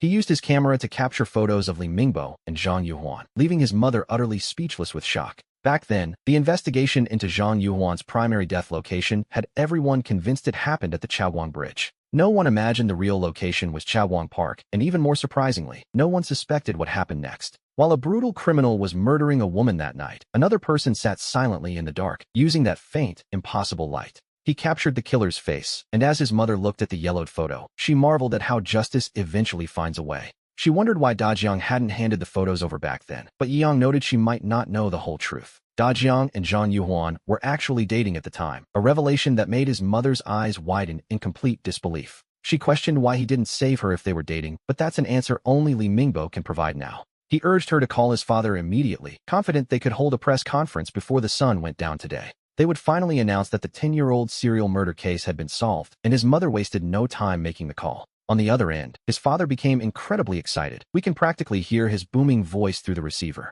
The decade-old case was solved by their son, though his mother joked it certainly wasn't thanks to his father's own efforts. She told him to send men to the Dewan Mall to make the arrest, while his father simply laughed in pure joy. However, he quickly realized something was wrong, noting that he had already sent people to watch the mall earlier that morning. Li Mingbo hadn't shown up all day, leading them to wonder if the man had somehow managed to flee already. His mother's expression darkened, but Yi Yang just smiled and took the phone, assuring them the killer couldn't have gone far. He revealed that he had found time to break the man's legs the previous night, so a quick hospital check would locate him. His father cried out in shock, asking how he did that when he was supposed to be sleeping, prompting a playful eye roll from Yi Yang. With the culprit already spooked, he wondered how his father could sleep at all, jokingly recalling Grandma's comments about his father's luck. His father grumbled for him to get lost, promising to deal with him later before hanging up to call for backup. Barely 10 minutes later, the call came. Li Mingbo was found lying in Gyuk Hospital, while a 10-year-old photo became the key evidence. However, Yi Yang didn't trust anyone else to break Li Mingbo after so many years. A single photo might not be ironclad proof, but that didn't matter as he made his way to the hospital. Li Mingbo was now a bird in a cage with nowhere to fly, lying on his hospital bed exactly as expected. With his left leg in a cast and a dark expression, he still didn't believe any real evidence could be found. But at the thought of Yi Yang's young face, his hatred flared. He thought breaking his leg would buy time. But he told himself the boy was dreaming. After all, he had lived in peace for 10 whole years. In his mind, a kid with good fighting skills was still no match for his own superior intellect. A cold smile crept onto his face. In a city as vast as Kyoto, he was merely a small, unnoticed figure. Yet this small man had once paralyzed the city with fear. He felt confident, yet the wait was agonizing. It was 3 in the afternoon. Only 2 hours remained until the evening deadline Yang had set. He wondered if Yang would actually bring the police to arrest him. A cold sneer began to spread across his face, but it vanished before it could even settle. The ward door was suddenly thrown open as 8 officers rushed in, their weapons aimed directly at him. Li Mingbo was completely stunned, staring blankly at the scene and struggling to find any words to say. But when he saw Yang walking out from behind the officers, a strange sense of panic began to take hold. He demanded to know why so many police were there, but Yang simply glanced at him and gave an order. Once the door was shut, Yang explained that the suspect tried to flee, forcing him to break his other leg. As he stepped forward, Li Mingbo's face turned pale, and a sharp scream echoed as a fist finally descended. The formal accusation followed. Li Mingbo, you are under suspicion for the 2007 murder of Li Yuling. The names of 10 victims, including Huang Ye, Zhang Yuhuan, and Xiao Dajiang, were read aloud as the arrest warrant was presented for him to see. As the warrant was held before him, Li Mingbo trembled in agony, his eyes fixed on the document in utter disbelief that this was happening. We see him realize that without evidence, no one would have come for him. Yang asked if he remembered that specific photo of Xiao Dajiang. Yang asked with a calm smile, while the man's face turned a ghastly shade. For 3 long seconds, his lips simply quivered in silence. Not a single word came out. It seemed he remembered, making the effort of retrieving that photo from the coffin well worth the trouble. The photo was produced, and Yang mockingly suggested that Li Mingbo should think hard about whether he had a twin brother to blame. He reached out to grab it, but the opportunity was gone. Even now, he seemingly still believed his intellect was superior to everyone else's. He truly thought his methods could outsmart every investigator in the field. To be honest, Li Mingbo had simply become far too careless. From the moment the terminally ill driver killed Xiao Dajiang, he shouldn't have stopped until that most critical piece of evidence was destroyed. Yang told him coldly that he would always be a failed criminal. Like a deflated balloon, the man sank back against the bed, utterly powerless. He muttered in shock about the photo being dug up. After 10 years in the ground, someone had actually managed to find it. Deep down, he had believed that things buried in the dirt were the most secure. Yang stared at him, waiting for the full story. He wanted to know why Xiao Dajiang didn't stop the murder of Zhang Yuhuan that night, choosing instead to simply take a photograph. Xiao Dajiang and Zhang Yuhuan were lovers, after all. Imagine a man watching his partner being killed and having the patience to just take photos. Li Mingbo remained silent, closing his eyes. It was clear he was searching for a way out, a way to spin the narrative in his favor. Yang told him not to bother thinking of excuses or ways to reduce his sentence. With him there would be no escape. The man opened his eyes slowly and asked a strange, irrelevant question. Was Yang truly only 17 years old? Yang paused for a moment, touching his own face with a small smile, and simply asked the man what he thought. With gritted teeth, Li Mingbo insisted that such a mind and such high intelligence couldn't possibly belong to a mere boy. Yang smiled, noting that his age didn't matter. What mattered was the answer, and it was finally time for the truth to come out. After a long, heavy sigh, Li Mingbo endured the pain and admitted that even he didn't fully understand that night. He didn't know why Xiao Dajiang did what he did, only that the man later demanded 50,000 in hush money. He knew all too well that such people couldn't be bought, they had to be eliminated. But he had a theory. He suspected there was an irreconcilable conflict between Xiao Dajiang and Zhang Yuhuan, as another manager was also pursuing her. When the attack happened, she was actually on the phone with that other man. Perhaps Xiao Dajiang felt a sense of betrayal. Furthermore, Xiao Dajiang's financial situation was poor. Despite being the security captain, his monthly salary was quite low. At that moment, it was far more likely that he saw the tragedy as a golden opportunity to secure a small fortune. Yang nodded, realizing that ultimately, only the late Xiao Dajiang truly knew what had been going through his mind. Matters of the heart often cloud one's judgment, but Yang decided it was time to move past that particular victim. He asked if Li Mingbo really targeted those 9 people just because his son died in an elevator. Suddenly, the man's eyes flashed. A sharp, chilling light appeared in his gaze as he whispered, asking if we knew that Li Yuling was right next to his son. She had quick reactions and managed to run up in time. He cursed her stupidity, wondering why she didn't just grab his son. He insisted she had plenty of time to save him. Then there was Huang Ye, that cursed woman standing right by the emergency stop. He demanded to know why she didn't just press it. His son might have lost his feet, but their panic and stupidity killed him. He looked like a wild, cornered beast, but Yang simply shook his head, claiming to understand the man's later psychology even better. While he killed Li Yuling out of genuine hatred, he eventually discovered that killing was a thrill, much like smoking or even drugs. It became an addiction, didn't it? Li Mingbo looked at him in sheer horror, wondering how the boy could possibly know that. Yang let out a soft breath and turned away without another word as the officers moved in to handcuff the man. Li Mingbo continued to scream, demanding to know who Yang really was, to which the boy simply replied that he was just Yang. Without looking back, he told Li Mingbo that he wasn't seeking revenge for his son anymore, because he knew those girls were innocent. He told the man that while those girls might have made mistakes, they didn't deserve to die. Li Mingbo simply couldn't control himself anymore. Because the Xi'an authorities couldn't find a single trace of him, he had grown increasingly reckless, craving the sight of their terrified faces. He had come to love the feeling of touching their cold corpses, hadn't he? And with those final words, the conversation reached its end. As Yang walked out the door, he left Li Mingbo staring blankly at his retreating back, completely speechless and unable to deny the truth. By the time he killed Huangya, the hatred had already vanished, replaced by a dark addiction he never expected to take hold. While Li Mingbo was dragged away in handcuffs with his broken legs, Yang stood outside the ward and called his father. He asked if the work with the driver's family was finished, and his father confirmed they would testify when the trial began. His father's voice was soft, clearly filled with pride, as he mentioned a press conference scheduled for that evening. He invited his son to attend, but Yang simply pursed his lips. To be honest, he had absolutely no interest in the spotlight. Now that the case was solved, he was no longer part of the Xi'an system. He was just a student again, a fact his father jokingly acknowledged. His father admitted he was basking in his son's reflected glory and promised a grand gift in return, which Yang found acceptable. He replied that it would depend on the quality of the gift, and after chatting for a while, he hung up, seeing no further business there. We see that almost every channel on the Kyoto TV station was broadcasting the same report regarding the latest breaking news. The serial murder case that had shocked Kyoto 10 years ago was finally solved, with the criminal captured at 3:42 p.m. He had been apprehended at the Byuk hospital, and according to the authorities, the recent murder from 2 days ago was a separate matter. The two cases involved different killers, and though both were now resolved, a new detail was coming to light for the public. Beyond the hard work of the police, an anonymous young man surnamed Yi had played the most significant role in solving both mysteries. As Yang watched the report, he wasn't particularly surprised that his information had leaked out to the press. Having been involved in the entire process, it was impossible to keep his identity completely hidden, which he accepted with calm resignation.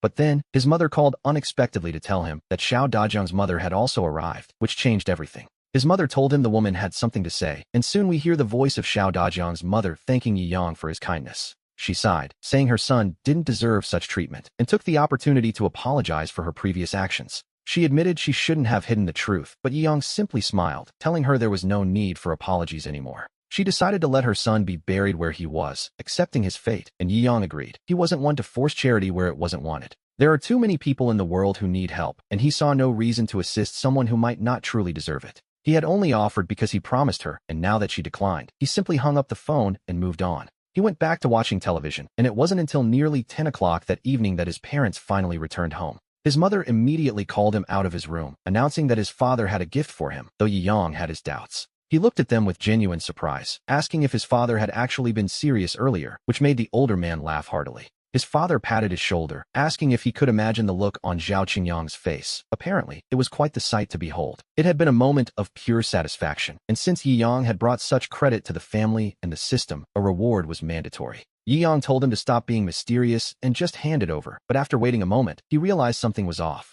His parents didn't move, and there was no gift box on the table. Instead, his mother revealed that his father had arranged an early graduation. He was to skip his final year of high school and enroll directly in the Kyoto Police Academy, a revelation that left him completely stunned. At first, he was secretly thrilled about skipping high school, only to realize he was just being moved from one cage to another. Seeing his son's reluctance, his father explained that the Kyoto Police Academy was the most prestigious institution of its kind in the country. Everyone there possessed the talent to become an elite officer, and even Yi Yang's grandfather had once served as its honorary president. His father, an alumnus himself, promised that the people there were incredibly interesting and encouraged Yi Yang to give it a try. He noted that the top graduates from that academy, provided they stayed out of trouble, were guaranteed high-ranking positions in the future. However, it was often said that the elite students of Kyoto Police Academy were also, in another sense, potential criminal geniuses. If such brilliant minds ever turned to crime, they would leave the entire justice system in chaos. And to be honest, that piqued Yi Yang's interest.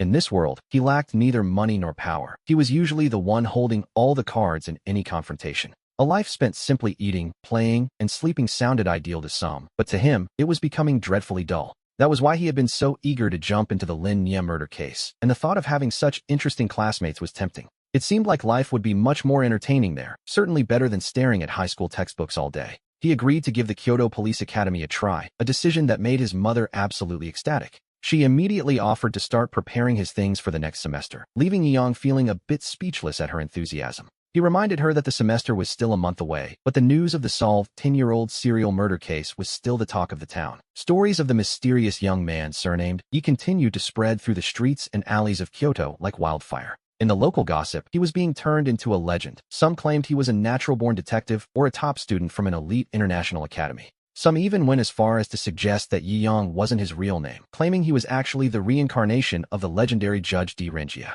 He couldn't help but smirk at these wild comments, though he knew that with time, the public's attention would eventually drift elsewhere. Busy people rarely remember a single case forever, until half a month later, when Li Mingbo and Wang Wei finally appeared in court. The subsequent media reports caused another sensation, but Yi Yang's mind was already elsewhere, occasionally browsing for info on his new school. Unfortunately, information about the Kyoto Police Academy was incredibly scarce on the internet, which told you everything you needed to know. It was clearly a school that was being carefully protected. In fact, he hadn't even known it existed until his father mentioned it. Every summer, the Kyoto Academy would send out invitation letters to students they had handpicked for their potential. These students included children from prestigious families as well as ordinary ones, but they all shared one specific trait. They all possessed the raw qualities needed to become elite officers or high-ranking officials in the future. As the school year approached, Yi Yang finally received his official invitation to the academy, just as his father had intended. His mother remarked that the old man hadn't lost his mind after all, as it would be a crime not to invite a student like Yi Yang. And so, amidst the joyful anticipation of the entire family, the new semester finally arrived. We see his mother busily preparing all sorts of bags and bundles, filled with clothes and daily necessities for his journey. Looking at the mountain of spare items, Yi Yang felt a bit overwhelmed and reminded her that he wasn't exactly going far. The academy was right there in Kyoto, barely a 30-minute drive away, hardly a reason for such a massive departure. His mother paid him no mind, pointing out one bag full of clothes and another entirely dedicated to shoes. She insisted he remember the bag full of medicine, then realized she hadn't checked the balance on his card yet. She handed it over, mentioning there wasn't much on it, only about 100,000, and promised to send more later. Yi Yang's mouth twitched at that. Apparently, for a 17-year-old student, a six-figure allowance was considered not much. He had to admit that while his family's businesses provided a steady stream of wealth, this was still quite extravagant. He gave a small sigh, looking at her with the expression of a son who knew he was being spoiled rotten. He quietly tucked the bank card into his pocket, promising to call her well in advance if the funds ever ran low.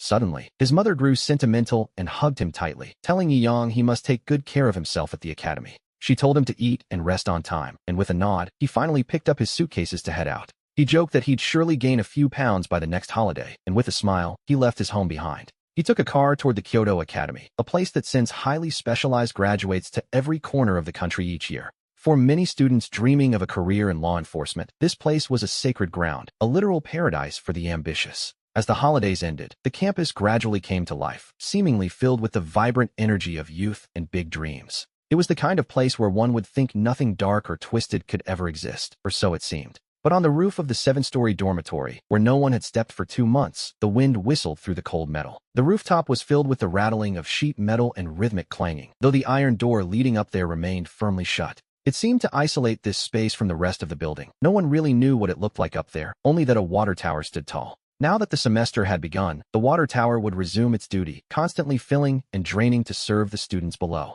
We see small things thumping against the metal walls. The sound is faint, but if one were to press an ear against the cold surface, they would hear the frantic scurrying and high-pitched squeaking of living creatures trapped inside. To be honest, it was quite unsettling. It seemed several rats had made the tower their home, unaware that Yi Yang was currently standing at the gates of Kyoto Academy. The entrance was guarded by professional security officers, standing perfectly straight with eyes as sharp as eagles. This sight alone set the academy apart from ordinary schools. Interestingly, the student body here varied greatly in age. Some students were already in their mid-20s, while others were as young as 14 or 15 years old. The older students often carried themselves with a certain humility, while the younger ones naturally felt a bit superior. Despite this, Kyoto remained a comprehensive institution, focusing on knowledge that would one day serve the national security system. Still, subjects like linguistics and physics were mandatory. As Yi Yang approached the gate, a guard immediately reached out to stop him. The officer asked him to present his admission letter, which Yi Yang quickly pulled from his bag. At Kyoto, even on the first day, parents were strictly forbidden from entering. Any student needing a chaperone would surely be mocked. After a quick check, the guard let him through.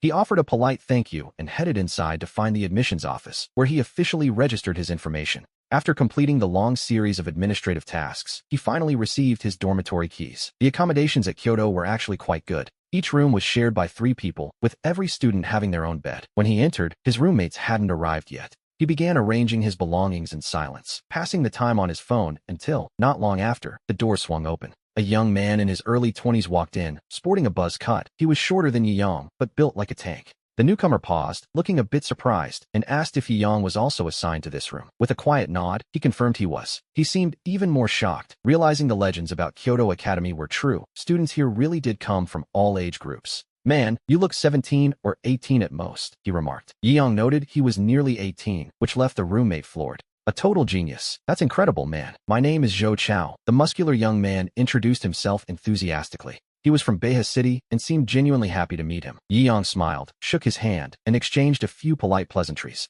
Just then, the final roommate arrived, and Zhou Chao's expression shifted again. The newcomer was another young teenager wearing glasses. His clothes looked a bit worn as he looked at Yi Yang and Zhou Chao with a faint, somewhat timid smile in his eyes. "Hello, my name is Li Duo," he stammered. The others introduced themselves as Yi Yang and Zhou Chao in return. "How old are you, man?" Zhou Chao asked, seemingly obsessed with the topic. Li Duo was 19. "Good grief," Zhou Chao muttered. Both Yi Yang and Li Duo couldn't help but laugh, though Li Duo kept glancing at Yi Yang before finally asking if he was truly only 17. Yi Yang simply hummed in response. Li Duo covered his mouth and grinned, thinking this place was definitely the right choice for some fun. Yi Yang gave him a surprised look. It seemed they shared the same mindset. They were both here to enjoy themselves. The three chatted for a while. They decided to check out the cafeteria, as the quality of food for the entire semester was a matter that couldn't be ignored. Fortunately, the food was quite good, leaving Li Duo and Zhou Chao satisfied and full of praise for the academy. However, the mood soured back at the dorm. Their beautiful impression of Kyoto took a hit when they realized there was no water. Li Duo went shirtless, but even with the AC, he felt sticky. After waiting for quite some time, he finally decided he couldn't take it anymore. To be honest, the heat was becoming unbearable. "Let's go ask the dorm manager when the water will be back," he suggested. Yi Yang and Zhou Chao both agreed. A summer night without a shower was torture. As the three headed downstairs, they found a large crowd already gathered with the same question. The manager watched the growing commotion. She picked up a megaphone and shouted for everyone to stay calm, explaining she had only arrived at the school that evening herself. It seemed the rooftop water tower had broken after sitting idle for so long. Since it was late, the school said a technician would arrive tomorrow. The students groaned, complaining they would smell like rotten fish by morning. They just wanted water, and they wanted their showers now. One student shouted that their roommate, Wang Daming, had terrible foot odor, and without water, they'd all suffocate by morning. As the dorm manager struggled to handle the crowd, Li Duo let out a heavy sigh and suggested they just give up. He told the others they should just head back and endure the night, as there seemed to be no other choice. However, Zhou Chao suddenly had a wild idea. It was just a water tower, so why not just go up and fix it themselves? He stood his ground and rallied the group, telling them to grab some tools so they could head to the roof. Zhou Chao wanted to provide some relief for the entire building, and Yi Yang agreed, feeling quite sticky after a long day. They felt there was no need to wait until tomorrow if they could handle it themselves, so the three bought tools at the shop. Slipping away while no one was watching, they reached the top floor, only to find a heavy iron door blocked by a large lock. Zhou Chao, standing shirtless with a wrench in hand, asked if they should break it open since they had already come this far. Knowing the school's usual efficiency, they'd definitely be waiting until tomorrow otherwise, so he pried the lock open with a loud click. He pushed open the cobweb-covered door, and a sudden gust of wind rushed past them, feeling incredibly refreshing at first. But then Yi Yang's nose twitched, and he immediately stopped Zhou Chao and Li Duo, sensing that something smelled very wrong. It was the faint but unmistakable scent of decay, and a moment later, the others began to notice it too. Li Duo looked over at him, agreeing that there was a strange odor, likely from some dead animal left on the roof. He felt something, perhaps a stray rat, or even the wind blowing down from above. At least, that was his first thought. The temperature on the roof was unnaturally high, and they decided to hurry up before they were caught and scolded for trespassing. Zhou Chao led the way toward the massive water tower, which loomed over the rooftop in the darkness. Seeing a puddle of water at the base, Zhou Chao remarked that the problem didn't actually look that serious after all. It turned out the valve had simply come loose and fallen to the ground when the water pressure hit it. Without the valve, the pressure was too low for water to enter the pipes, so they moved quickly to finish the job. Zhou Chao glanced toward the massive water tower and muttered to himself as he began walking across the rooftop. As he approached the tower, he explained that the valve must have loosened when the water started pumping. The initial surge likely knocked the valve to the ground, leaving the pipe empty and the water pressure far too low. Li Duo urged him to fix it quickly so the water would return, and Zhou Chao nodded with a confident smile. He reached down into the puddle to retrieve the valve, but to his surprise, he spotted a ring lying right beside it. He wondered aloud if the ring could actually be real, prompting both Yi Yang and Li Duo to step closer for a look. There it was, clutched in Zhou Chao's hand, a ring that someone had likely dropped on the roof by accident. Li Duo suggested they hand it over to the school later. Zhou Chao seemed hesitant to let go, though he didn't truly intend to keep it. He tucked the ring into his pocket and prepared to tighten the valve, when suddenly, a sharp, pointed head squeezed out from the opening. A series of frantic squeaks filled the air, causing Zhou Chao to recoil in pure disgust. To be honest, anyone would have reacted the same way. He cursed, wondering how on earth a rat had managed to crawl inside the water tower. It was a revolting thought. After all, this tower provided the only water source for every single student in the entire dormitory building. A sudden, chilling thought struck Yi Yang, and he immediately scrambled up the ladder to pull back the tower's heavy lid. He shone his phone's flashlight inside, only to find a person lying there as the full force of the stench finally hit him. Down below, Zhou Chao and Li Duo noticed the sudden change in his expression and asked him what was wrong. Yi Yang told them they had better see it for themselves as he climbed down, allowing Li Duo to take his place on the ladder. When the light hit the motionless body inside the tank, a flash of shock crossed Li Duo's face, but it vanished almost instantly. His left hand moved instinctively to his chin as he fell into deep thought. Below him, Zhou Chao grew impatient at the silence. He told Li Duo to hurry up and let him see. Li Duo climbed down quietly, and Zhou Chao took his turn to look inside. He couldn't help but let out a horrified shout. There was a corpse in the water, and they had all been using that water. Finding a corpse inside the water tower of the police academy was a shock that left Zhou Chao as stunned as Columbus discovering the New World. His father had warned him that this academy was full of eccentrics, and as it turns out, Zhou Chao was definitely one of them. While most people would have descended into a state of total panic at the sight of a body, he merely felt a brief moment of surprise. Then, to our collective disbelief, he actually prepared to climb into the water tower, prompting a silent eye roll from his companions. He told the others he was going to pull the body out for an autopsy, asking Li Duo if he was ready to get to work. Since Li Duo had come to the academy specifically to study forensics, Zhou Chao figured this was the perfect time for him to show off his skills. Li Duo's eyes sparkled with a strange excitement as he rubbed his hands together, promising not to let his comrades down. Deep down, Yi Yang also wanted Zhou Chao to retrieve the body so they could get a better look at what was happening inside the academy. The body was wearing a school uniform and appeared to have been there for a long time. Since the lid was closed, foul play seemed certain. Zhou Chao braced himself with both arms, preparing to leap down into the dark water of the tank to reach the remains. But just as he lifted his weight to jump, the iron door to the roof swung open once again, revealing several unexpected figures. As they stepped out from the doorway and saw Zhou Chao about to crawl into the tower, their expressions changed instantly to masks of fury. One man, who looked very much like a school official, roared at them to get down immediately and explain what they were doing. He marched toward them, his face flushed with anger, demanding to know why they weren't in their dorms now that it was dark. He repeated his demand, his voice rising as he ordered the three of them to step away from the water tower at once. The official continued his rapid approach, clearly incensed that students were wandering around the rooftop at such an hour. Zhou Chao pouted slightly and tried to explain that there was no water in the dormitory, which is why they had come up there. He mentioned the fallen valve and claimed they were just fixing a small problem, which seemed to calm the man's temper just a little. The official told them that if the school said it would be fixed tomorrow, they should have listened, though he acknowledged their good intentions. He decided not to press the matter today, especially since the repairman had already arrived. They were told to head back, as nothing had been moved. The man's temper flared as he introduced himself as Wang Gang, the director in charge of the school's logistics.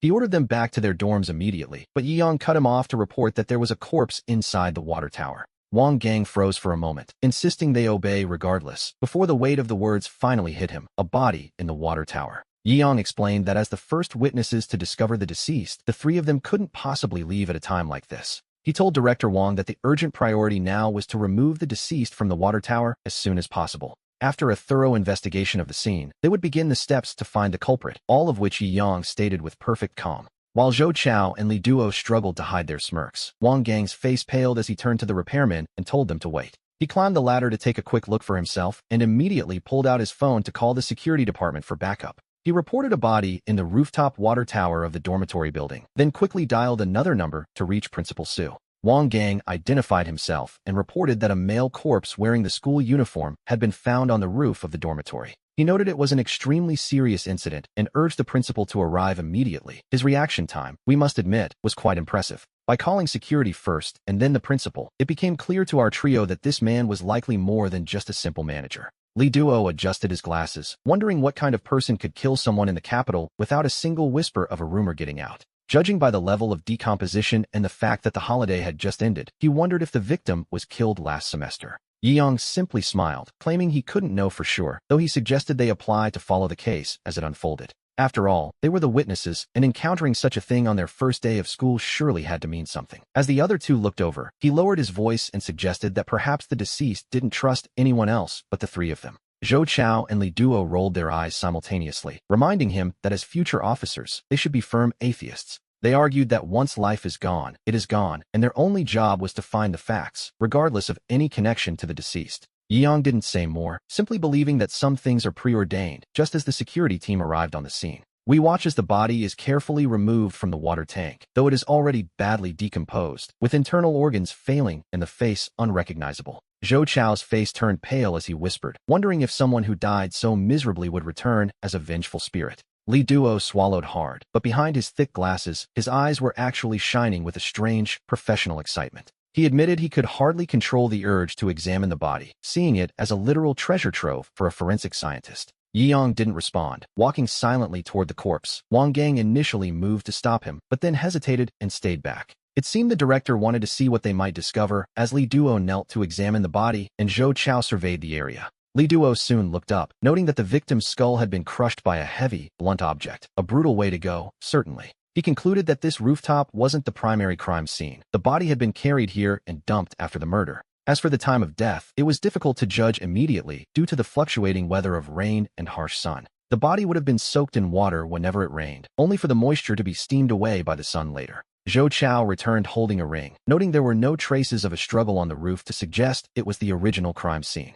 He suggested that the victim or the killer might have a number in their name, but Yang simply shook his head in disagreement. Yang spoke up, stating that the time of death should actually be quite easy to determine. It had to be the final days of last semester. He added that the killer was likely an outstanding student from last semester's graduating class, someone who excelled in every aspect. Li Duo frowned but agreed with the logic. Once the holidays began, the school would have been completely sealed off. Aside from a few staff members, no students were allowed inside, and the level of decay proved this didn't happen in the last few days. Therefore, it had to be the end of the previous term. Li Duo had a sudden realization, wondering why he hadn't seen it sooner. A flicker of surprise crossed Wang Gang's face as he looked at the young man and asked for his name. When he answered Yang, the director's eyes narrowed as if he had suddenly remembered something, though Yang paid him no mind. He reached out to lift the deceased's clothes and pulled down the trousers, causing everyone to freeze as Zhou Chao let out a startled cry. Zhou Chao gasped, asking if the victim's parts had been eaten by rats, earning him a speechless look from Yang, who simply stood up.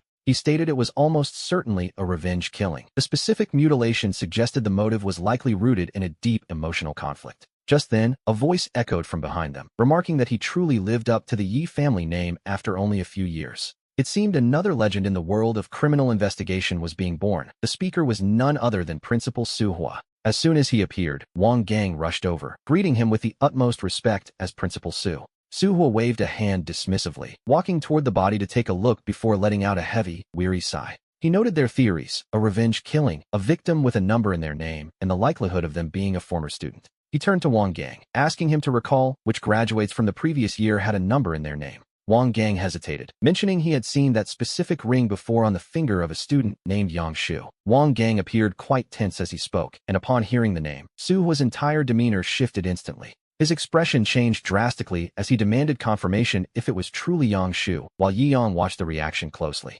Seeing the principal so shaken, we can assume this Yang Shu was no ordinary student during his time at the academy. Wang Gang confirmed it was indeed the same Yang Shu who had ranked in the top 3 of his graduating class across all subjects. Su Hua didn't just speak. He roared for them to notify the city bureau immediately and organize a specialized school task force. They were to cooperate with the authorities and prioritize a DNA test to confirm the identity as quickly as possible. Finally, he ordered them to call the parents, though he noted with grim irony that the boy had been dead for nearly 2 months. If it really was Yang Shu, his parents should have contacted the school long ago, a thought that Yi Yang was also considering. It was strange for a family to stay silent for 2 months. Wang Gang called the police first, then dialed the family's home. Putting it on speaker, he forced a polite smile into his voice, introducing himself as the head of logistics at the academy. The voice on the other end recognized Director Wang immediately, casually asking what business he had calling them today. Wang Gang politely explained that he was calling to check if Yang Shu was at home, as the school had a few matters to discuss with her. As he spoke, he kept his eyes fixed on Su Hua. Meanwhile, Yang Shu's father replied in a calm, unsuspecting tone that she wasn't there. He mentioned they didn't know what she was thinking, as she had run off to teach in a remote mountain area without even consulting them first. He added that they expected to see her in a couple of days, a statement that left everyone present visibly stunned as Wang Gang pressed further about video calls. The father explained that since she was in such a remote region, there was no internet, and the phone signal was consistently terrible. He then asked with a hint of worry if something had happened to his daughter, prompting Wang Gang to look towards Su Hua, who took a deep breath. Taking the phone, the principal introduced himself as Su Hua from the academy, stating there was something he needed to confirm immediately. He asked if the person who called the previous month was truly Yang Shu, to which the father confirmed it was indeed her. The father noted her voice had been hoarse from a heavy cold, but as Yi Yang looked at the body, he knew the truth. That was the real Yang Shu. The person on the phone had been the killer, promising a reunion just as the body in the tower was becoming impossible to hide. Su Hua cleared his throat, lying that nothing was wrong, but insisting that if they couldn't reach her, he would need their help in person. The father hesitated, mentioning they lived in Shanghai, but Su Hua interrupted to stress that both parents absolutely had to be there. He told them this was incredibly important for Yang Shu's future, a well-intentioned lie, though a grim one under the circumstances. After the father agreed and the call ended, Su Hua handed the phone back and stood in silence for a long, heavy moment. Zhou Chao and Li Duo couldn't wait any longer, suggesting that as this year's freshmen, the three of them should form the school's cooperation task force. They promised they would catch the killer, and Su Hua turned his gaze toward them, eventually letting his eyes rest on Yi Yang. He asked Yi Yang directly if he was willing to participate, offering him the chance to handpick the members of the task force if he agreed. Yi Yang understood that the principal was aware of his investigative skills, and to be honest, he was already quite intrigued by the case. He wondered what kind of person could silently eliminate a top graduate and then successfully impersonate them for 2 whole months. It was a level of role-playing that even he had never attempted, and so, he decided to accept the challenge. Yi Yang suggested that the task force should consist only of the 3 of them, as he didn't want the security bureau interfering and complicating the process. He proposed that the school handle the formalities while he held the primary authority. After all, the academy already had all the necessary equipment. As he made his demands, Wang Gang prepared to argue, but Su Hua stopped him with a smile and a simple nod of agreement. The principal agreed to leave it in his hands, promising to handle the bureau himself, but he reminded Yi Yang that this case was different. They all knew that time was of the essence, and they couldn't afford any delays. Naturally, Yi Yang replied, and that was that. At Su Hua's command, the security team was ordered to transport the body to the forensic lab to verify the DNA results immediately. We see the security guards wrap the body and carry it away, while our 3 protagonists gather around the remains in the forensic laboratory. Li Duo examined the body closely, noting that until the DNA results were in, nothing was certain. Not even the ring provided absolute proof. While Yi Yang watched from the side, Zhou Chao couldn't stop staring at the victim's remains, his mind clearly racing with theories. He eventually voiced his doubts, asking Yi Yang if he thought the victim might have been leading a double life with 2 different partners. He wondered aloud if a jilted, resentful lover had taken the opportunity to kill her and then mutilate the body out of pure spite. Zhou Chao seemed quite convinced by his own theory, and when neither Yi Yang nor Li Duo responded, he complained about their silence. He went on about how ruthless people can be these days, suggesting that mutilation was just the beginning when it came to deep-seated hatred. He even suggested they were capable of far worse, but Li Duo calmly reminded him that until the truth is confirmed, everything is just speculation. Zhou Chao simply pouted at the dismissal, clearly feeling that his imaginative leaps were being unfairly ignored by his more stoic teammates. He then leaned toward Yi Yang and whispered, asking if his family was incredibly wealthy, since the principal had called him Young Master Yi. Yi Yang turned to look at him, dryly asking if he was there to solve a murder or simply to indulge in idle school gossip. Zhou Chao insisted he was there for the case, claiming that, in his view, he had already seen through the entire mystery. To him, the real difficulty wasn't identifying the killer, but rather finding the concrete evidence needed to actually prove their guilt. Our story's opponent is a highly intelligent criminal, someone capable of silently eliminating a top student like Yang Shu without leaving a trace. Under the circumstances, finding even a single piece of evidence would be a rare victory. Zhou Chao, to be honest, might have seemed a bit flighty. But one doesn't join the police force without real talent, and in this moment, his instincts aligned perfectly with Yi Yang's own. The real challenge wasn't identifying the culprit, but finding the proof to convict them. And so, we see them work from dusk until the dead of night. Finally, Li Duo confirmed the results. It was indeed Yang Shu. It turned out that Yi Yang had been right all along. The death occurred roughly 60 days prior. The skull had been crushed, the body mutilated, and the remains hidden away in that water tower. As Li Duo removed his glasses, Yi Yang shed his uniform, his mind already drifting toward the missing parts of the victim. He wondered aloud if those missing pieces might eventually become their most vital evidence, a thought that left both Li Duo and Zhou Chao speechless. They managed a bitter smile, doubting such a thing was possible. After 2 months, would a killer really keep such a grim trophy preserved? Yes, it seemed unlikely. It was merely a hypothesis, of course. Without another word, they finished their work and opened the laboratory doors to leave. To their surprise, a crowd had gathered outside, a group of senior police academy students, all significantly older than our trio. A tall student stepped forward, questioning if these freshmen were truly the investigation team appointed by Principal Su. Naturally, Zhou Chao stepped up to meet them.